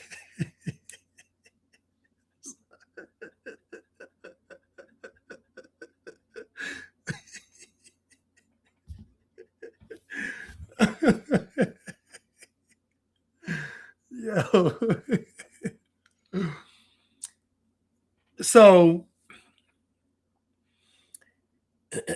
I think the biggest problem we have in America is that socialism / communism have become a part of mainstream American culture. And it sounds good to say that landlords can't raise the rent. This next generation, this is what they're on. This next generation is on socialism. Take care of me. I shouldn't have to work. This is a trend that's been going on, and it actually got amplified during and after COVID. It's on hyperdrive. And so, honestly, Mondomny was voted in, and the sad thing is that that's what people want. We've seen this. Black people have been pushing the culture for decades, and Black folks are, based on studies, they prefer socialism the most. Yeah. So we know that mainstream American culture that's what it is. And so the landowner is demonized, The business owner is demonized. The landlord is demonized. The CEO is demonized. Anybody that is creating something that either employs or houses or anything, they're demonized. So what you're saying is correct, and this is what they want. And so you gotta blame yourselves, because the traditional American way, the parent with the house and 2.5 kids, the cat and the dog and all that stuff, y'all said it was racism. y'all said everything that was good was racist. So you demonized everything that keeps the country flourishing. You demonized the patriarchy, you demonized marriage, you demonized independence, you demonized all of this stuff, you demonized entrepreneurship, y'all demonized all of it. And now guess what you got? You got this man in that clip trying to explain to you all that his property taxes are $35,000 a year. How is he going to pay for that property tax if you all aren't paying the rent? Oh, I get it. You want him to take a loss. So if he takes a loss, he won't own the building and you're going to be homeless. Oh, no, you won't. You're going to be in a project provided to you by the state. Yep. And so this thing is going to hurt you all in the end, because at least the guy with the business or that owned the property, he going to have his own spot. You're not. He probably owns other properties, has a house, whatever. He going to be straight. You're not. And so y'all created this monster. Y'all did. And when I hear you all talking about, well, I know America's racist, but that's your problem. Yep. We know America has a racist. That's your problem. Whenever y'all concede on these talking points of how bad America was, this is what you get. This is what you get. This is why I tell y'all to stop saying it. Stop agreeing that slavery was the worst thing. Stop saying that segregation was the worst thing. Stop saying all this stuff, because this is what it leads to. They're justifying all of this because y'all get on TV and say, we know it was bad. We know we got no. It was beautiful and y'all ruined it. That's what y'all should be saying. Yeah. It was wonderful and y'all that's what you should be saying. So I agree with you that this new generation, this is what they want. Yeah. And it's not just New York. No. All these Democratic liberal major cities, they all the same way. It happened in Colorado just this week. Colorado, the whitest of the white. And that's what somebody said, these implants brought it in. Exactly. That's y'all fault too. You're not making any babies, and I have factories that need to run. And y'all said that the factories was racist, even though you could feed your family and take care of, the factories was racist. Y'all have bought and sold degeneracy. You don't want to work. Like you said, UBIs, like the comment said, UBIs are coming. Forget it. Y'all don't want to go to work. Soon the immigrants are going to come over here and they're going to follow the American way, not work. It's going to happen.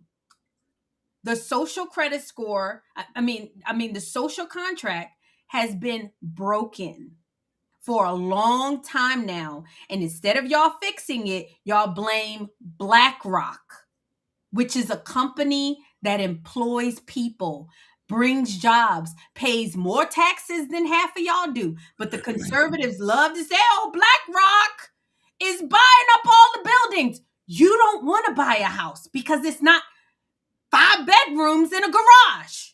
You don't want to buy it, but you'll rent it.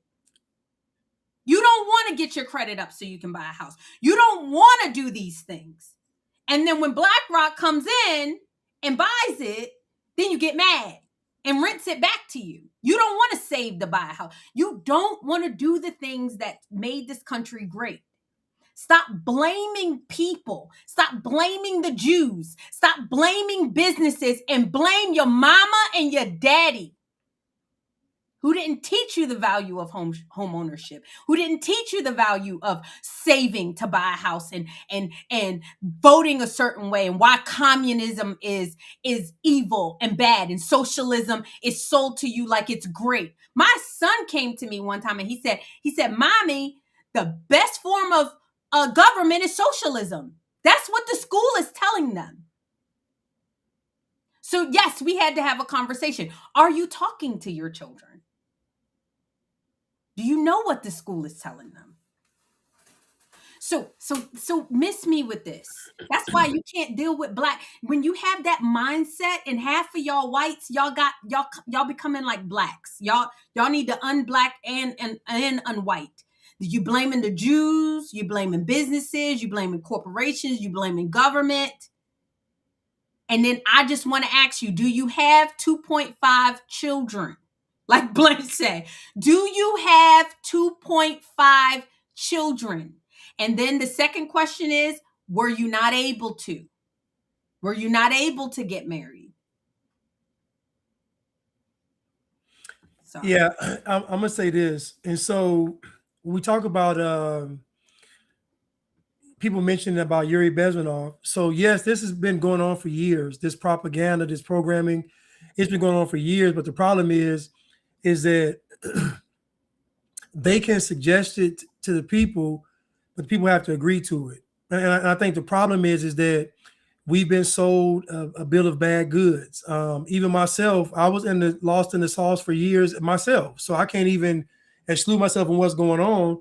I'm just saying the propaganda and programming works because it's everywhere. Yeah. I'm saying that the solution to this is to get back to what made America what it was. And that's really centered around family values, actually biblical family values, where the man is head of the household. I see people making it off of one income. I see it's possible. I see people like where there's a will, there's a way, but it just depends on what type of life you want, depends on where you want to live, depends on what's your appetite of what you call happiness. It just depends on all that stuff. It just depends. Like we can agree that consumerism has risen up a lot since the times of having the children and men being in the house and working. You got to think about, we talk about the other stuff, but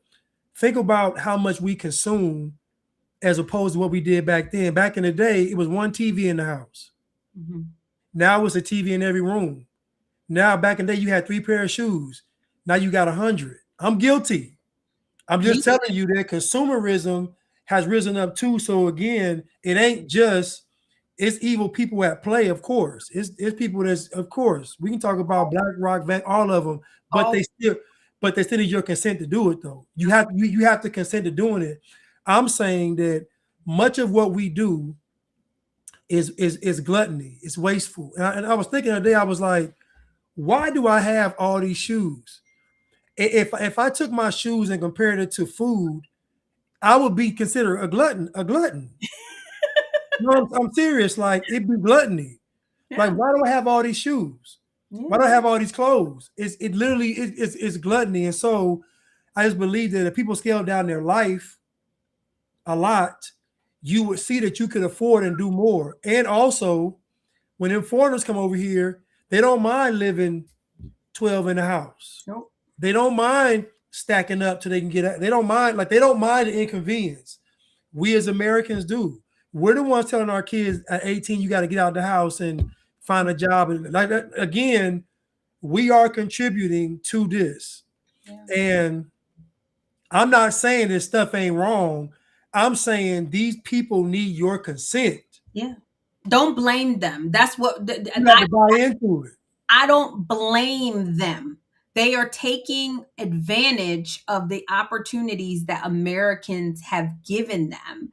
And I mean, and it's not because we weren't, I mean, I should have more kids. I told y'all, my unblack family, y'all already know I done had abortions with an S, right? I had abortions. And Blanche, you've told your story too. Like, we bought into the propaganda. So I'm asking you guys to not buy into the propaganda. Don't blame someone, because if you blame BlackRock or you blame whoever and you look at the situation and you blame somebody, like, then you can't do anything about it. Right. So what we have to do is say, how did I play a part in this? How did we end up here? Yes. What do I need to do? And I'm telling you, you don't make the mistake of our parents. Our parents wanted the government to take care of them. Somebody came to your parents and said, hey, don't you think it would be good if we take 50% of your money and everybody put 50% of your money in a pool and then we give it to everybody who maybe don't have any? And our parents said, oh, that sounds great. And don't tell me they didn't know. Anybody lacks wisdom, let him ask of God who gives freely. We can't keep using we didn't know as an excuse. That's all I'm saying. So when I see Mondomni, I actually was a little shocked when I saw he had won, because I thought we were trying to turn in the table. But then it made me sleep good at night, Blanche, because I said, this is what the people want. And someone said in the chat, and it's so true, strong men create good times. Good times create weak men. Weak men create hard times. Hard times create strong men. Mm-hmm. We're just in that cycle. I mean, I agree. I don't believe in being a victim. And so how you get out of this problem is you have to govern your household accordingly. Yes. Because people in New York are already cooked. Detroit cooked, Chicago. These major cities are what they are. This is what they are. They talking about, oh, they conservative. No, they're not. This is what they want, because it sounds good to say, take care of everybody. Because what you're really saying is, white folks have been so mean to us and everybody else that we deserve this. That's the entitlement mindset of this. So your parents only agreed to this stuff because of racism. They only agreed to it because of slavery. And this is why I reject all these notions of slavery and oppression, all that stuff, because I know is cap. Because y'all choose slavery today. Y'all got 15 subscriptions.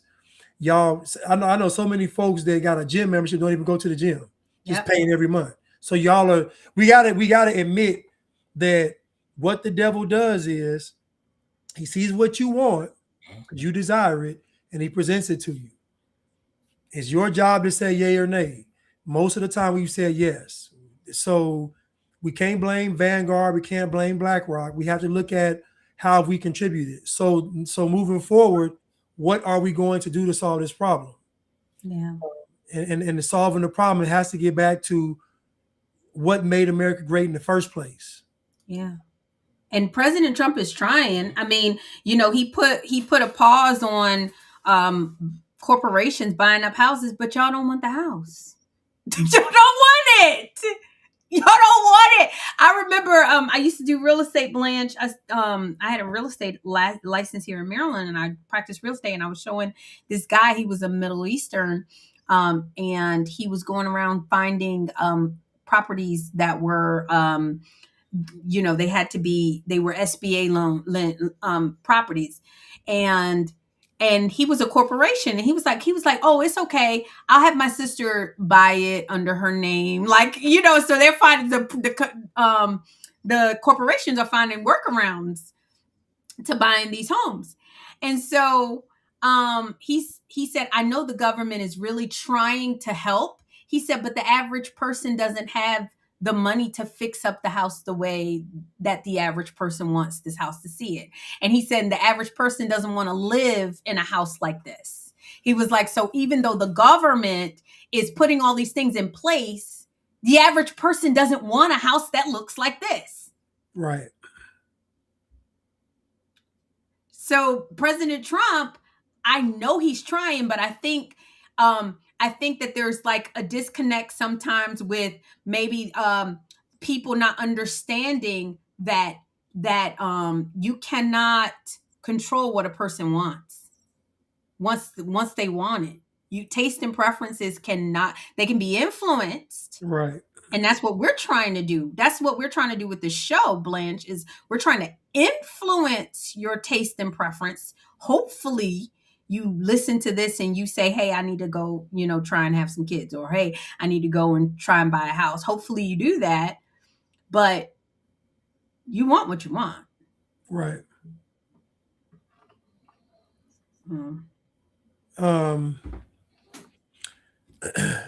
Can we go to the Haitian clip? The Haitian clip? Yeah. Sure.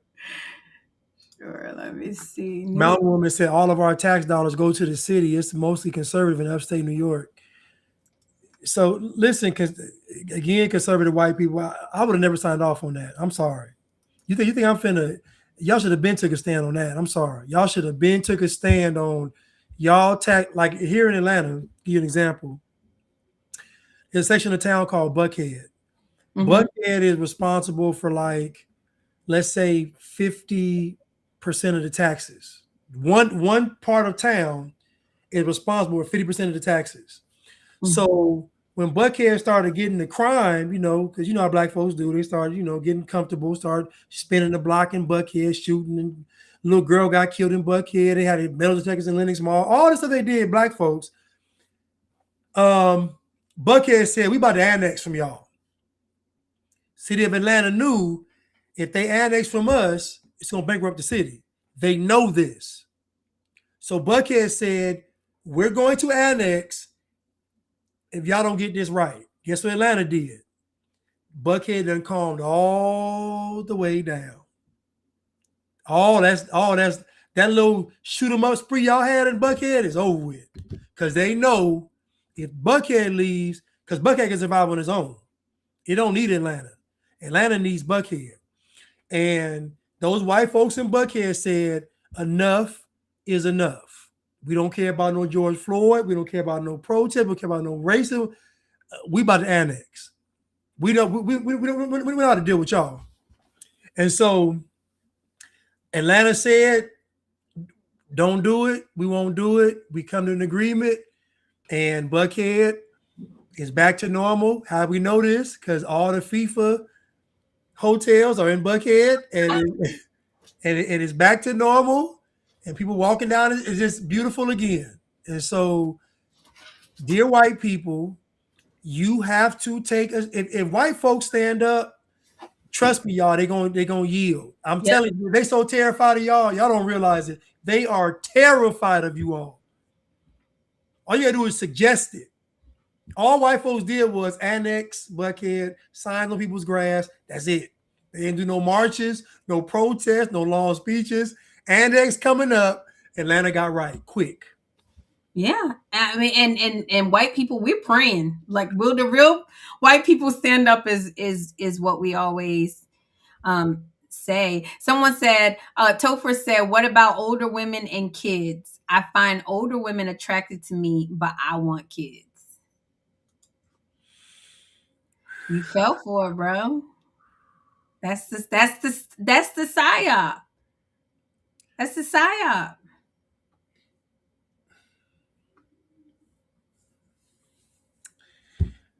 Get you something young, man. That's all I'm gonna say. Get something young. I don't know.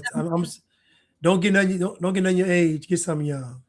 But I mean, that's what I'm saying. Like the taste and preferences of influence, the MILF, the sexually experienced woman. That's just for fun. That ain't to build nothing with, man. That's not. You don't build with the MILF. I mean, you could build with her, but you do it with the understanding that you're giving up your legacy, which is to have kids, your responsibility, which is to have kids. And mind you, she done gave her body and made kids with somebody else. Done Ben gave it up. So of course you a viable option because you young and you don't. Come on, stop. I don't think a man without kids, unless he has some dysfunction, I don't think a man without kids should marry somebody who can't have kids for them. I wouldn't do it. I don't think you should. Now, if y'all both older, y'all both have your own kids or whatever, then fine. Or if you both older and you've decided, that you're not, like, you physically cannot have kids. But that should have been, this is why I say these young people are making these mistakes and you don't get time back. Y'all playing with your life. You don't get time back.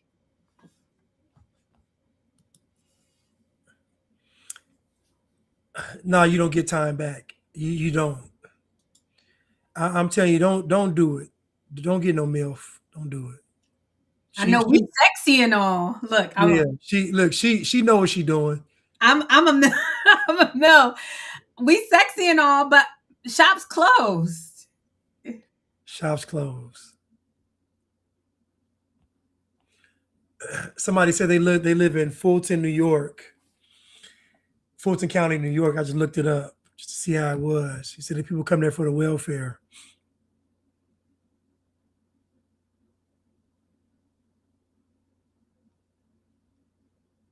It looks nice though, like it's uncorrupted.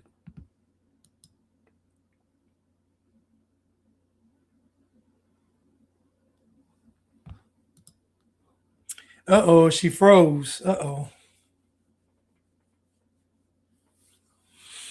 Uh-oh, she froze.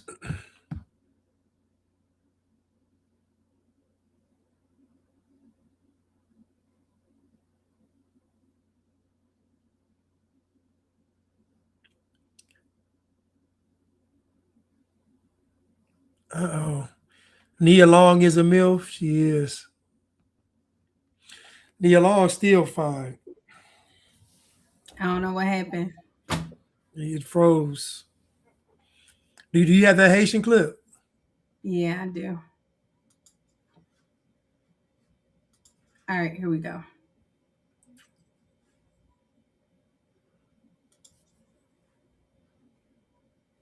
Hold on, let me close this. Look at Candace's face. You see her face? Hold on, you want to see it? Look at Candace's blown. You mean to tell me my husband is just not happy with look at her face? You dirty. Mean to tell me missionary is not what my husband's earnest desire is? You mean to tell me he ain't satisfied with me? Look at that Candace face in this picture. What do you mean he wants a BJ? You think he wants you over me? Are you crazy? What do you mean he has a fetish? Not George. Not my George. Look at these girls looking so. Look how miserable they all look. Listen, look how miserable they look. Listen to this woman talk. They are like miserable. What do you mean to tell me that I can't satisfy my husband? You mean to tell me he's withholding some secrets from me? What do you mean he wants to teabag me? What do you mean? Me? Teabag? I would never do that. I am the mother of his children. I would no. I am not a whore. That is exact. Candace Owens, boy, this face is priceless. And these other girls, look at the other. They look so sad though. Like their whole world has been shattered. Like their whole world is like been shattered. Good. You do that with whores, not with me. What's rubbing them the wrong way is the fact that a man would confide in a prostitute. That's what's eating them up. You mean to tell me you actually get the real version of him? You mean to tell me you get the real him? Oh, it just burned them up inside. I am not. You're not teabagging me. Absolutely not. I'm not a whore. Ooh, if you don't, somebody else will. Here we go. No, listen. Candace fine now. I ain't gonna listen. She is. She's beautiful. Candace is a good looking woman. I ain't gonna ever say that about Candace. She is fine. Candace is gorgeous, but Candace knows she is. She is. Y'all can sit here and say what y'all want to say about her. Candace look good. She's beautiful, but let me tell you something. You don't want it. Y'all don't want it. I'm telling you. Y'all get with these fine chicks. Y'all don't want it. You better find somebody you can teabag. Go ahead. for people to go home. The Obama admin granting Haitians TPS in 2010 due to the country's devastating earthquake, Syrians receiving it in 2012 because of the country's civil war. I mean, cry me a river, we have our own problems. Go home. Get out. We know our country's better than yours. We don't want you. We don't care if you're offended. Get out. Go home. The fact that it's a white woman saying it, they're already upset. Like, the fact that it's a white woman having the audacity to say go home to some Haitians, it's just getting them upset. They don't care what she's Megan, saying. you're not about that life. Like, let's keep it funky. No, she ain't. Megan, she playing tough. With her feminist self, she playing tough. All you gotta do is because Megyn Kelly said this, rope up them Haitians and send them back on a boat and have all of them white girls standing outside of Megyn Kelly's house. And like, come on, sis. Megyn Kelly, you're not about that life. Because if you were, they wouldn't be here. Right. But let's keep going. The Haitians. Go back to fucking Haiti. This is the problem that I have, is the conversation surrounding Haiti and Haitians as these like flea-ridden, dirty, like people that are a parasite on the American social system, when in reality they were recruited to come here by the Biden administration, who sent out their deep state NGOs to go take them out of these countries that a lot of them resettled to after the Haitian earthquake and bring them to America with a promise of a job. And then when they get here, it's like the American people don't really even understand how deep and involved America has been in not only the failing of the state of Haiti, but also all of these CIA-backed coups, all of these CIA-backed assassinations every time they get a nationalist president democratically elected. I have a question. When was Haiti ever up? When was Haiti ever in a position to be taken down by the U.S. or anybody? When was Haiti ever up? When has Haiti not been Haiti? When? As long as, me and Blanche try to tell y'all, as long as there is a massive amount of people of a certain gene in high numbers, it's never going to be up. If Haiti was ever up or even possibly up, it's because some whites went over there. I don't like blaming anything. So this is where I say, I love Lala, but you gotta unblack. Who cares why it happened? I don't. I literally do not care. I don't care. Oh, well, people upended Haiti, just like, black people say the CIA dropped crack in the neighborhood. Okay. What are you going to do about it? What are you going to do about it?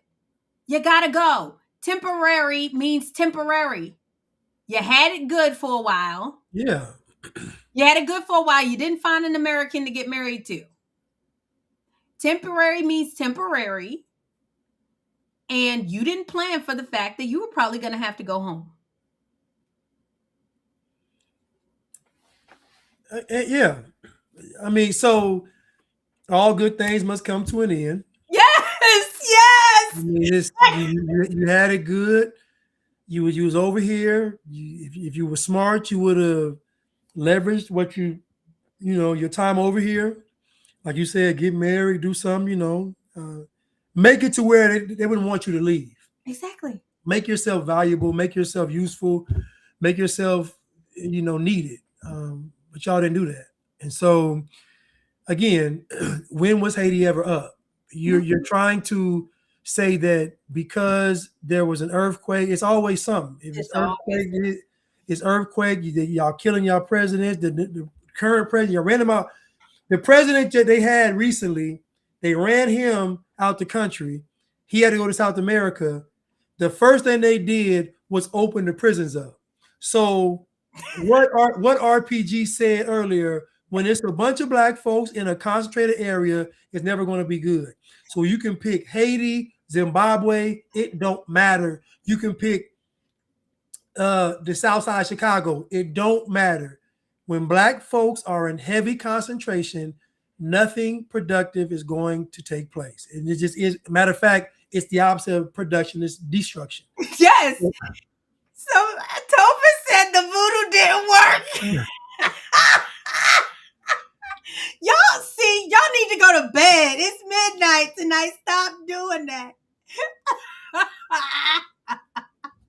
Now you would think that all the voodoo, all the black magic, all the stuff that the Haitians, all the ancestors defeating the French, y'all got everything on y'all side to be successful, and yet y'all are over there literally eating mud pies. Dirt cookies. Not figuratively, literally eating dirt cookies, like literally. And you can't blame the U.S. for that. Y'all emptying out the prisons. You can't do.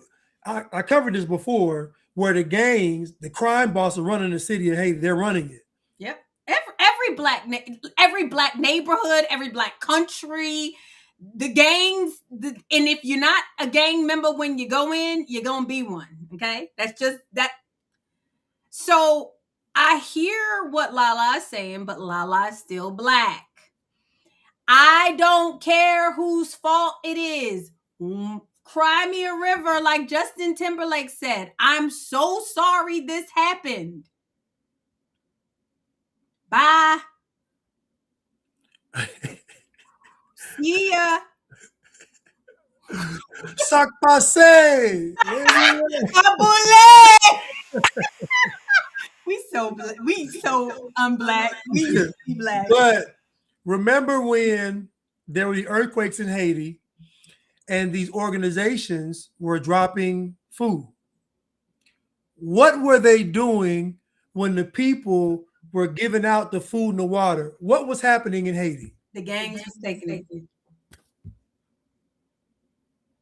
So recently, in the last few years, they're doing the same thing where they're trying to give aid to the cities in Haiti, and the gangs are doing the same thing. So what we're trying to say, and somebody put it in the chat, there's something wrong with his mind. Yep. There's something wrong with the black man's mind. There's something wrong with the Haitian man's mind. There's something wrong with the African man's mind. There's something wrong with the Caribbean man's mind. There's something wrong with his mind. So we can leave, the US can leave him alone. The French can leave him alone. The world could just leave Haiti alone. And I guarantee when you go visit them again, listen, it's so bad. The Dominicans say, don't cross this line. The Dominicans say, they're on the same island, y'all. The Dominicans say, don't cross this line. So this ain't about the US or none of that. This is about the culture of Haiti. Yep. And it's always, every time you talk about the greatness, or I mean, not the greatness, every time you talk about what has been done to them, it's always like hundreds of years ago. Like it's, not hundreds. I'm being facetious, but 40 years ago, they upended something and the accountability and the something, then the this and the act of 19. Like, okay. Sorry we did that. Bye. I wish you well. Y'all done blame the Clintons. Y'all done blame the French. Y'all done blame everybody. And the Dominicans told y'all, don't cross the line. So we ain't got to look at nowhere else but your neighbor said, don't come over here. So Carmen, let's watch Carmen in there. Right. She done. She hardcore. I agree that our country typically are involved in destabilizing these other countries, which is causing the issues and causing people to have to relocate and to flee. However, I also think that sending them back home and giving them $2,000, I don't think that's a bad deal. You don't have to go like to Haiti, you just can't stay here. So like, I definitely think that we should talk about these bigger issues when it comes to like this deep state apparatus, like you're saying. However, I just don't think Americans care. I think Americans don't care. I think Americans just want, you know, they feel like they're being disenfranchised by these people. They feel like they're having to pay for these people. And it's not really the Haitians that they're mad at. They're mad at the administration that let them come over here. But it's like at this point, they just don't care. No lies detected. But she's still black. Carmen, I love you, but you're still black. She's talking about destabilization. And Carmen gave a pretty good take, though. Carmen looked cute in that clip. She always cute. And she's single, Blanche. She looks cute in that clip. Go back to that clip. Let me see something real quick. She childbearing age, Blanche. I just want to see how let me see something. It's time for people to go home. The Obama admin granting Haitians TPS in 2010 due to the country's devastating earthquake, Syrians receiving it in 2012 because of the country's civil war. I mean, cry me a river, we have our own problems. Go home. Get out. We know our country's better than yours. We don't want you. We don't care if you're offended. Get out. Go home. Go back to fucking Haiti. This is the problem that I have, is the conversation surrounding Haiti and Haitian. You like her with the short hair, Blanche? Is that her hair? Blanche, I just asked you. We're not going to talk about this girl hair because I'm not I asked you if you like her with her hair back or with the short hair. Is that her hair though? I'm not going there. I'm not. Listen, I just said the girl looked cute. I'm asking, is that her hair? I'm just saying. You said she looks cute like that. So I'm asking you. Oh yeah, she do. Okay. That's it. She do. That's all I'm doing with you with the hair. Yes, I'm trying to hook Blanche up. Come on, tag Carmen in this. Okay, so what were you about to say? Well, no, I was just asking because you talked about her hair. I just asking only because you talked about the hair. Listen. but she looked cute in this. She looked cute in this clip though. And somebody said Carmen said she would never not wear a wig. She says she has nigga hair. I know that really makes some people unfortunate. I mean, unfortunately, it really makes people feel uncomfortable. But I hear what she's saying because listen. Listen. I understand 1,000% what Carmen is saying, but I just feel like she's young. I mean, it's just she's young. Yeah, but her take on the whole Haiti thing is still black because she's acknowledging that there may have been some injustices done to Haiti, which is just not. I don't believe it. I honestly, Blanche, I see the United States of America giving people just boatloads of money. Oh, yeah. Listen, we can, like, come on. I saw how y'all responded to the rice. Yes. They couldn't even give y'all rice. Stop. We hate y'all. What we talking about? Y'all was stealing the rice, stealing the water, holding it hostage. People starving and dying. They was fighting over, dying in the middle of the street over the provisions being dropped. Come on, man. Stop. Yeah. So I believe that it's not the United States. Nobody did anything to Haiti. If anything, they probably tried to help Haiti, and no good deed goes unpunished. Probably tried to help them, and then they got blamed for everything. Just like when they build Pruitt-Igoe, and then you blame them for structure. They build you guys projects, and then you tear down the projects, and then blame them for having you living in the project. I know how black folks do, okay? Now, what she did say, which was true, I'm sorry that happened, but you gotta go. You gotta go. And this is for everybody, not just Haitians. Everybody got to go. Everybody gotta go. You ain't got to go home, but you gotta get out of here. Like she said, you got $2,000. Good luck is like the movie say. Like, I don't know what to tell you. And honestly, $2,000 back in Haiti, you can come up. Like you can go to some countries, you can come up. Somebody said Blanche and Carmen sitting in the tree. I'm about to get banned. You know we don't ban people here. We are actually free speech absolutists. This is probably the only show that is free speech absolutist. Blanche. Oh yeah, we free speech. Hey, some of the students said she's 35. That's not young. She can be a grandmother in Mexico. Facts. But it is still young. She's still childbearing age. Listen, y'all, I just said the girl looked cute in this clip. I looked at her. Now we're going to put y'all together.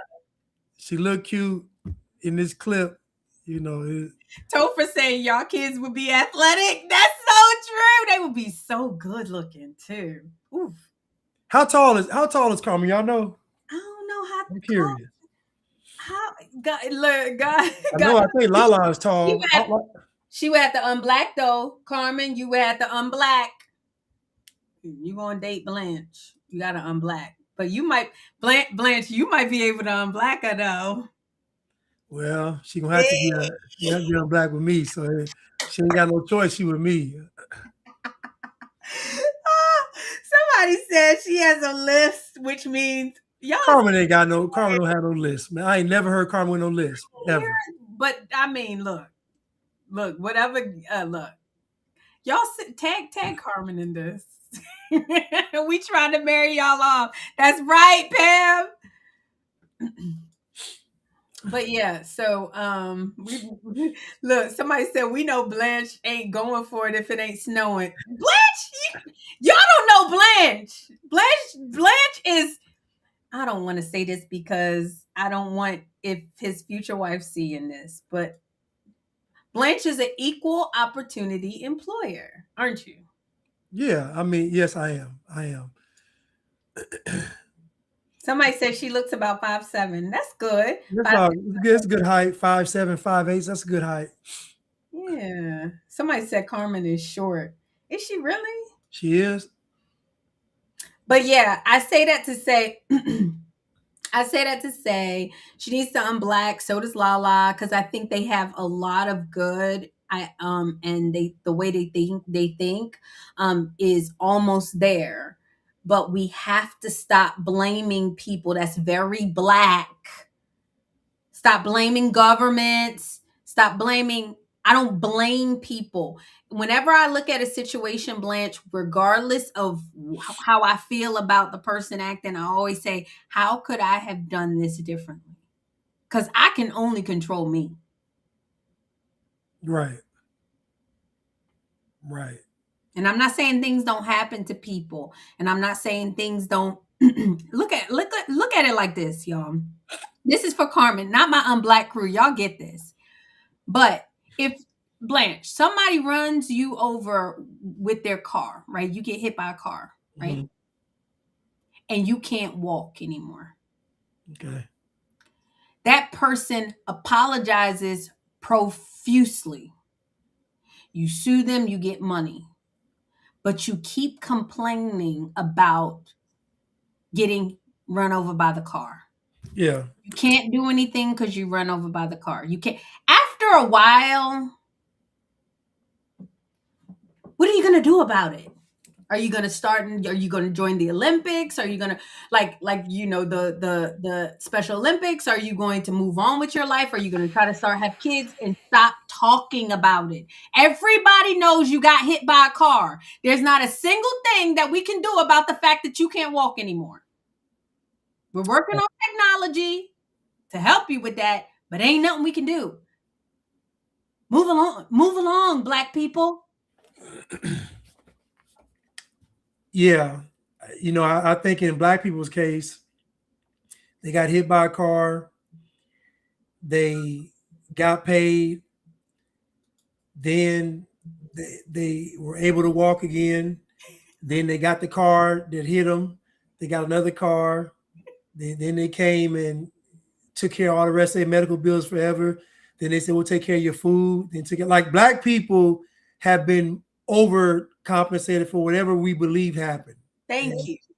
And so it's getting ridiculous. Matter of fact, black folks have gotten so compensated to the point where America let in 20 million other folks from around the world. That's how much black folks compensation split up to the rest of the people in the world. So it's enough's enough. Yeah. Y'all wanted reparations. You should have surrounded the White House and told Joe Biden give it up because he was letting illegal immigrants in 20 million, 15, 20 million. So that's your reparation went to them. Yep. Y'all could have had it. It went to them. But guess what? Y'all didn't say a word about it. Nope. You talked about Trump, even though he wasn't the president. You talked about Trump. You was calling me sellout, coon. You do all this stuff. And the 20 million immigrants came over here to get reparations. And then the cherry on top was even the Somalians said, well, if everybody else getting it, let's go ahead and give us a quick 50 billion. And they got y'all too. So at this point, I wouldn't care if y'all was in the street, hit by the car, still laying down in the street. I don't care. Run them over and keep moving. Enough's enough. That's what you make people do. You're making people not care. Your life, yes.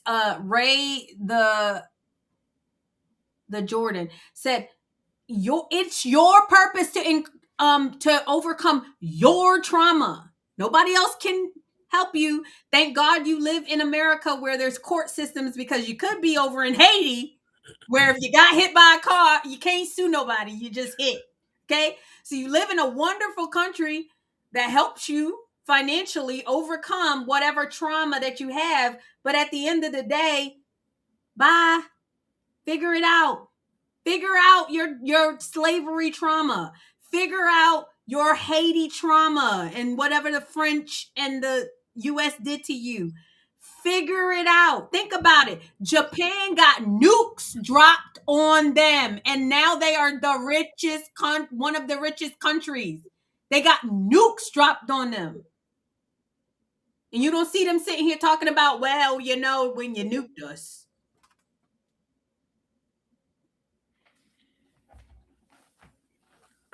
Right. I mean, listen, she's right. The Japanese were traumatized by those bombs being dropped on them. They were traumatized, and they've managed to move past it. As a matter of fact, I've never heard a Japanese person talking about them bombs being dropped. They don't even bring it up.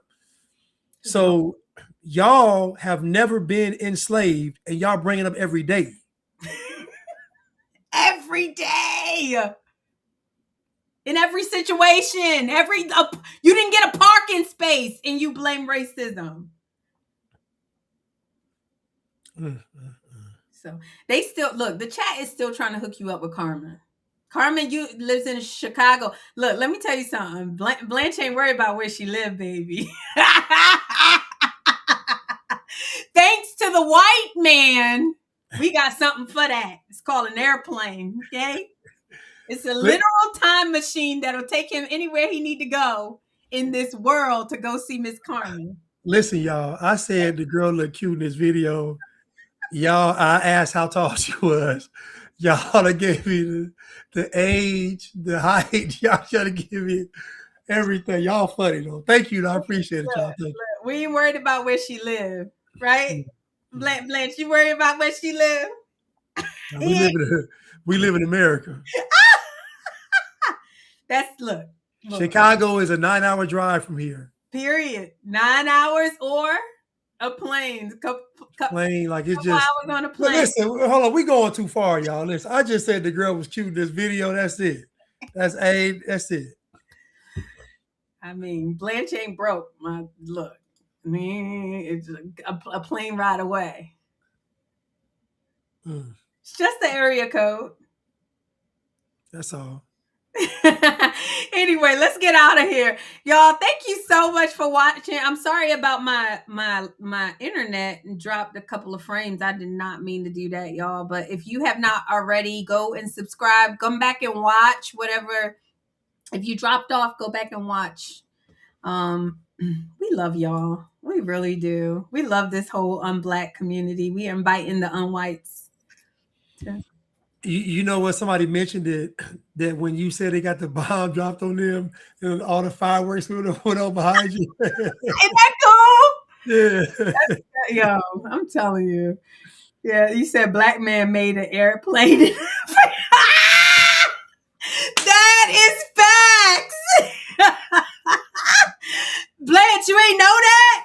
What? The black man made an airplane in Africa like years before the white person. You ain't know that, Blanche? Okay, what happened to it?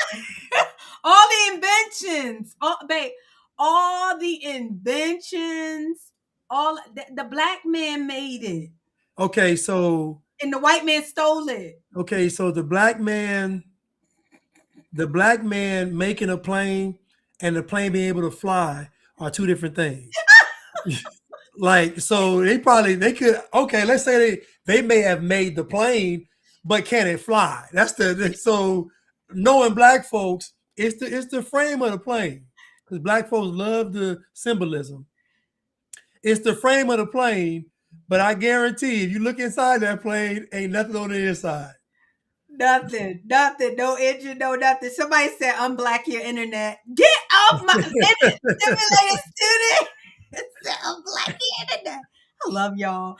We have a good time, okay? Our chat, we have the best live chat out there. I'm gonna steal that. There's one podcast that's like, I have the best live chat. No, you do not have the best live chat. That is a lie. Our live chat is the best. No, it truly is, man. We got some very intelligent people on here. Somebody said, all the inventions flew away. All the inventions flew away on the mother. Yo, they left on the mothership. That's hilarious. I can't with y'all. I can't. Somebody said Blanche flying them out. He did not say that. He just said. He ain't said that. Let me clarify that. Blanche said, no, matter of fact, it was me that said Blanche ain't worried about where she lived. No. Listen, y'all, you do whatever you can with that. He ain't worried about where she lived. Sis could live over in Australia. Yeah, down under. Somebody said Blanche is so unblack their kids might come out white. See, no, unblack is not white. Somebody did not do their homework. Now listen, they're gonna call them white. That's how I know I raised them right. When they say your kids act white, I'm like, thank you, Lord, I did. We did good. Blanche, they made paper planes, but they was called doves. Exactly. They didn't even make that. It was doves, and black people will say they made them. All the real smart blacks made spaceships before slavery and left the dumb blacks behind. Some of us were sent here to help the dumb ones return. It's just not true. It's just not true. He joking. Corey is joking. Trust me, he's joking. But what's funny is, Corey, is that is what they would actually believe, though. Oh, yeah. Like, they would actually, but like, just imagine if Farrakhan said, well, before all this slavery happened, before the white man was even thought of, we were already cruising the galaxies in the universe, and we came here and we, tried to civilize the planet, but we left the ones that didn't want to be civilized behind.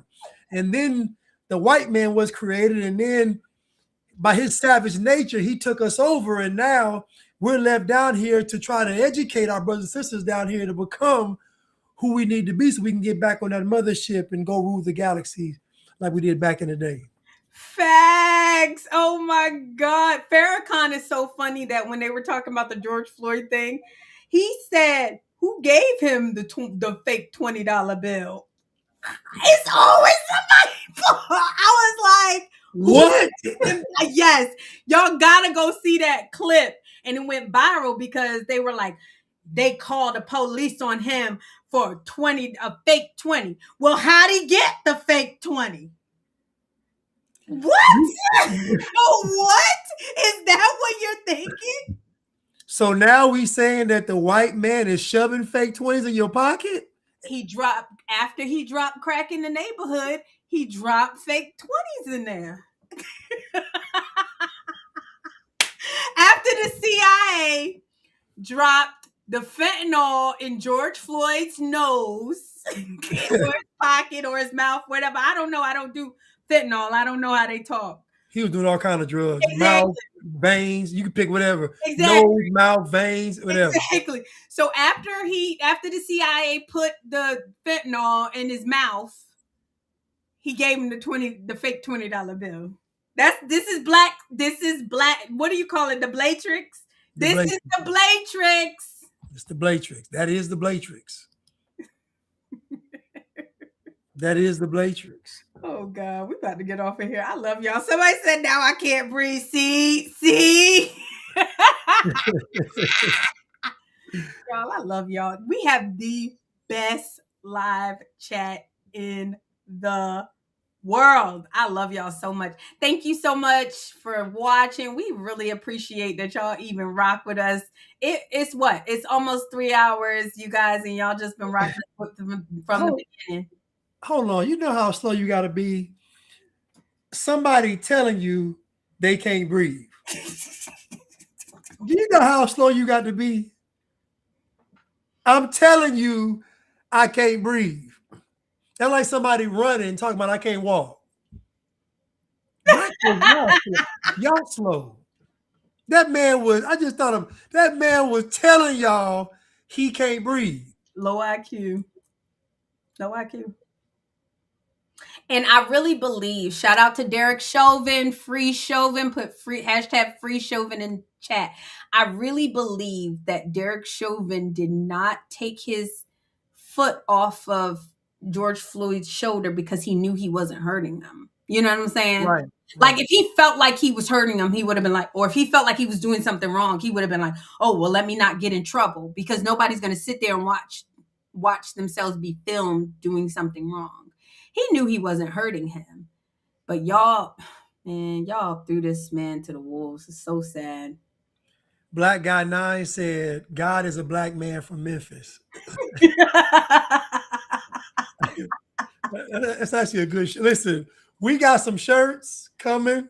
I like that. I love that. I like that, Black 9. Oh my God. I actually like that. How many do-rags? Hold on. How many do-rags dose to take to create a time machine? Y'all so messed up. We got the most racist chat too. I love it. I keep it coming. Be more racist, white folks. I'm telling you, it might save your life. It might. Chauvin should have been more racist. He should have been. Anywho, you guys, thank you so much. If you get a chance, make sure you clip this and tag Carmen in it for Blanche. And go and watch the Whatever podcast on Sunday. Y'all gotta big me up in the chat. I need y'all support because you know they're gonna cook me, y'all. You know they're gonna cook me. Y'all need to be like, Crystal is telling the truth. I'm one of her followers on Unblack, and we talk about this stuff all the time. It won't be new to y'all, but it's going to be new to 4.6 million subscribers, you guys. So you got to get us in there. I love y'all so much. Blanche, what you got? Final words. Oh, nothing. Just thank you all for tuning in today. We love y'all. And remember, what was the slogan we had? Stepping out of the dark and into the light. Unblack yourself. All right, y'all. We stepping out the dark into the light. No more blind. Now we see what's right. I'm not black, I'm free. I'm black. We're breaking free tonight. I'm black.